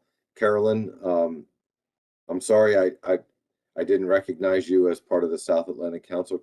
Did you have anything else you wanted to report out from the South Atlantic before we take questions? Thank you, Mr. Chair. Can you hear me okay? Yeah, you're a little soft. You're coming through a little bit quiet, but maybe you can get a little closer to your mic. Okay. Does that help any? That's a little better. Yeah, I'll turn my volume up a little bit. No, thank you, Dewey, for what you pointed out. Yeah, red snapper and dolphin wahoo were probably our two biggest things that we worked on through the council meeting. The other things that we discussed too were related to the Oculina banks. There's been a request to put in a access area for the shrimp fleet off of that. That moving forward.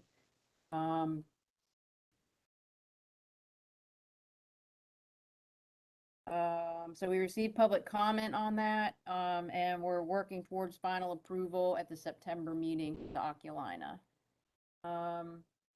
We looked at Snapper Grouper Amendment 50, which had to do with red porgy. We're looking at establishing the rebuild plan for that, revising the total ACL and sector allocations. Public scoping for that amendment occurred in January, and we've received feedback from the AP, and that occurred during their June meeting as well.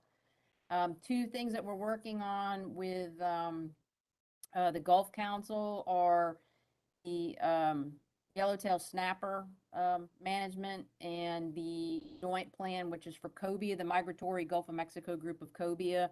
Florida has that dubious honor of having stocks that are managed under the ASMFC plan for cobia now, and then that sector that's basically Jacksonville South goes into the Gulf. So they're working on formulating that management moving forward.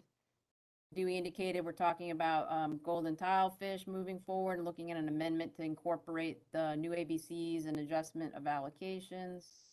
We're also looking at some changes relative to the coastal migratory pelagics framework, which applies to allocations and catch levels for king mackerel, and is also looking at some other management strategies for that, looking at reducing minimum size and a potential increase in the recreational bag and possession limits.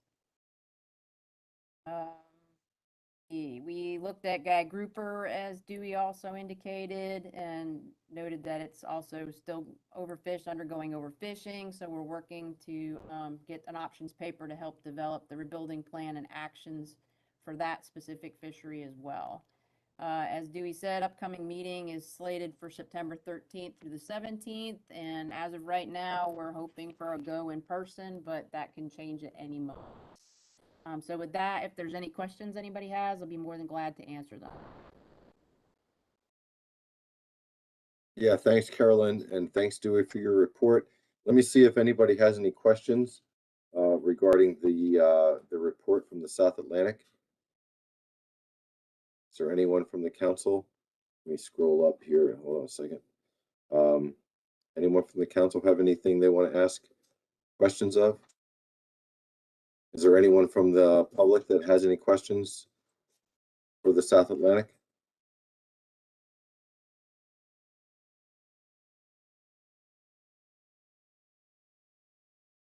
Okay, seeing none at this time.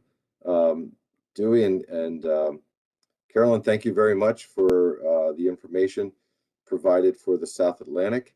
And that concludes our business, our formal business under this agenda topic. We do have one more thing, which is continuing and new business. Is there any continuing or new business to come before the council at this time?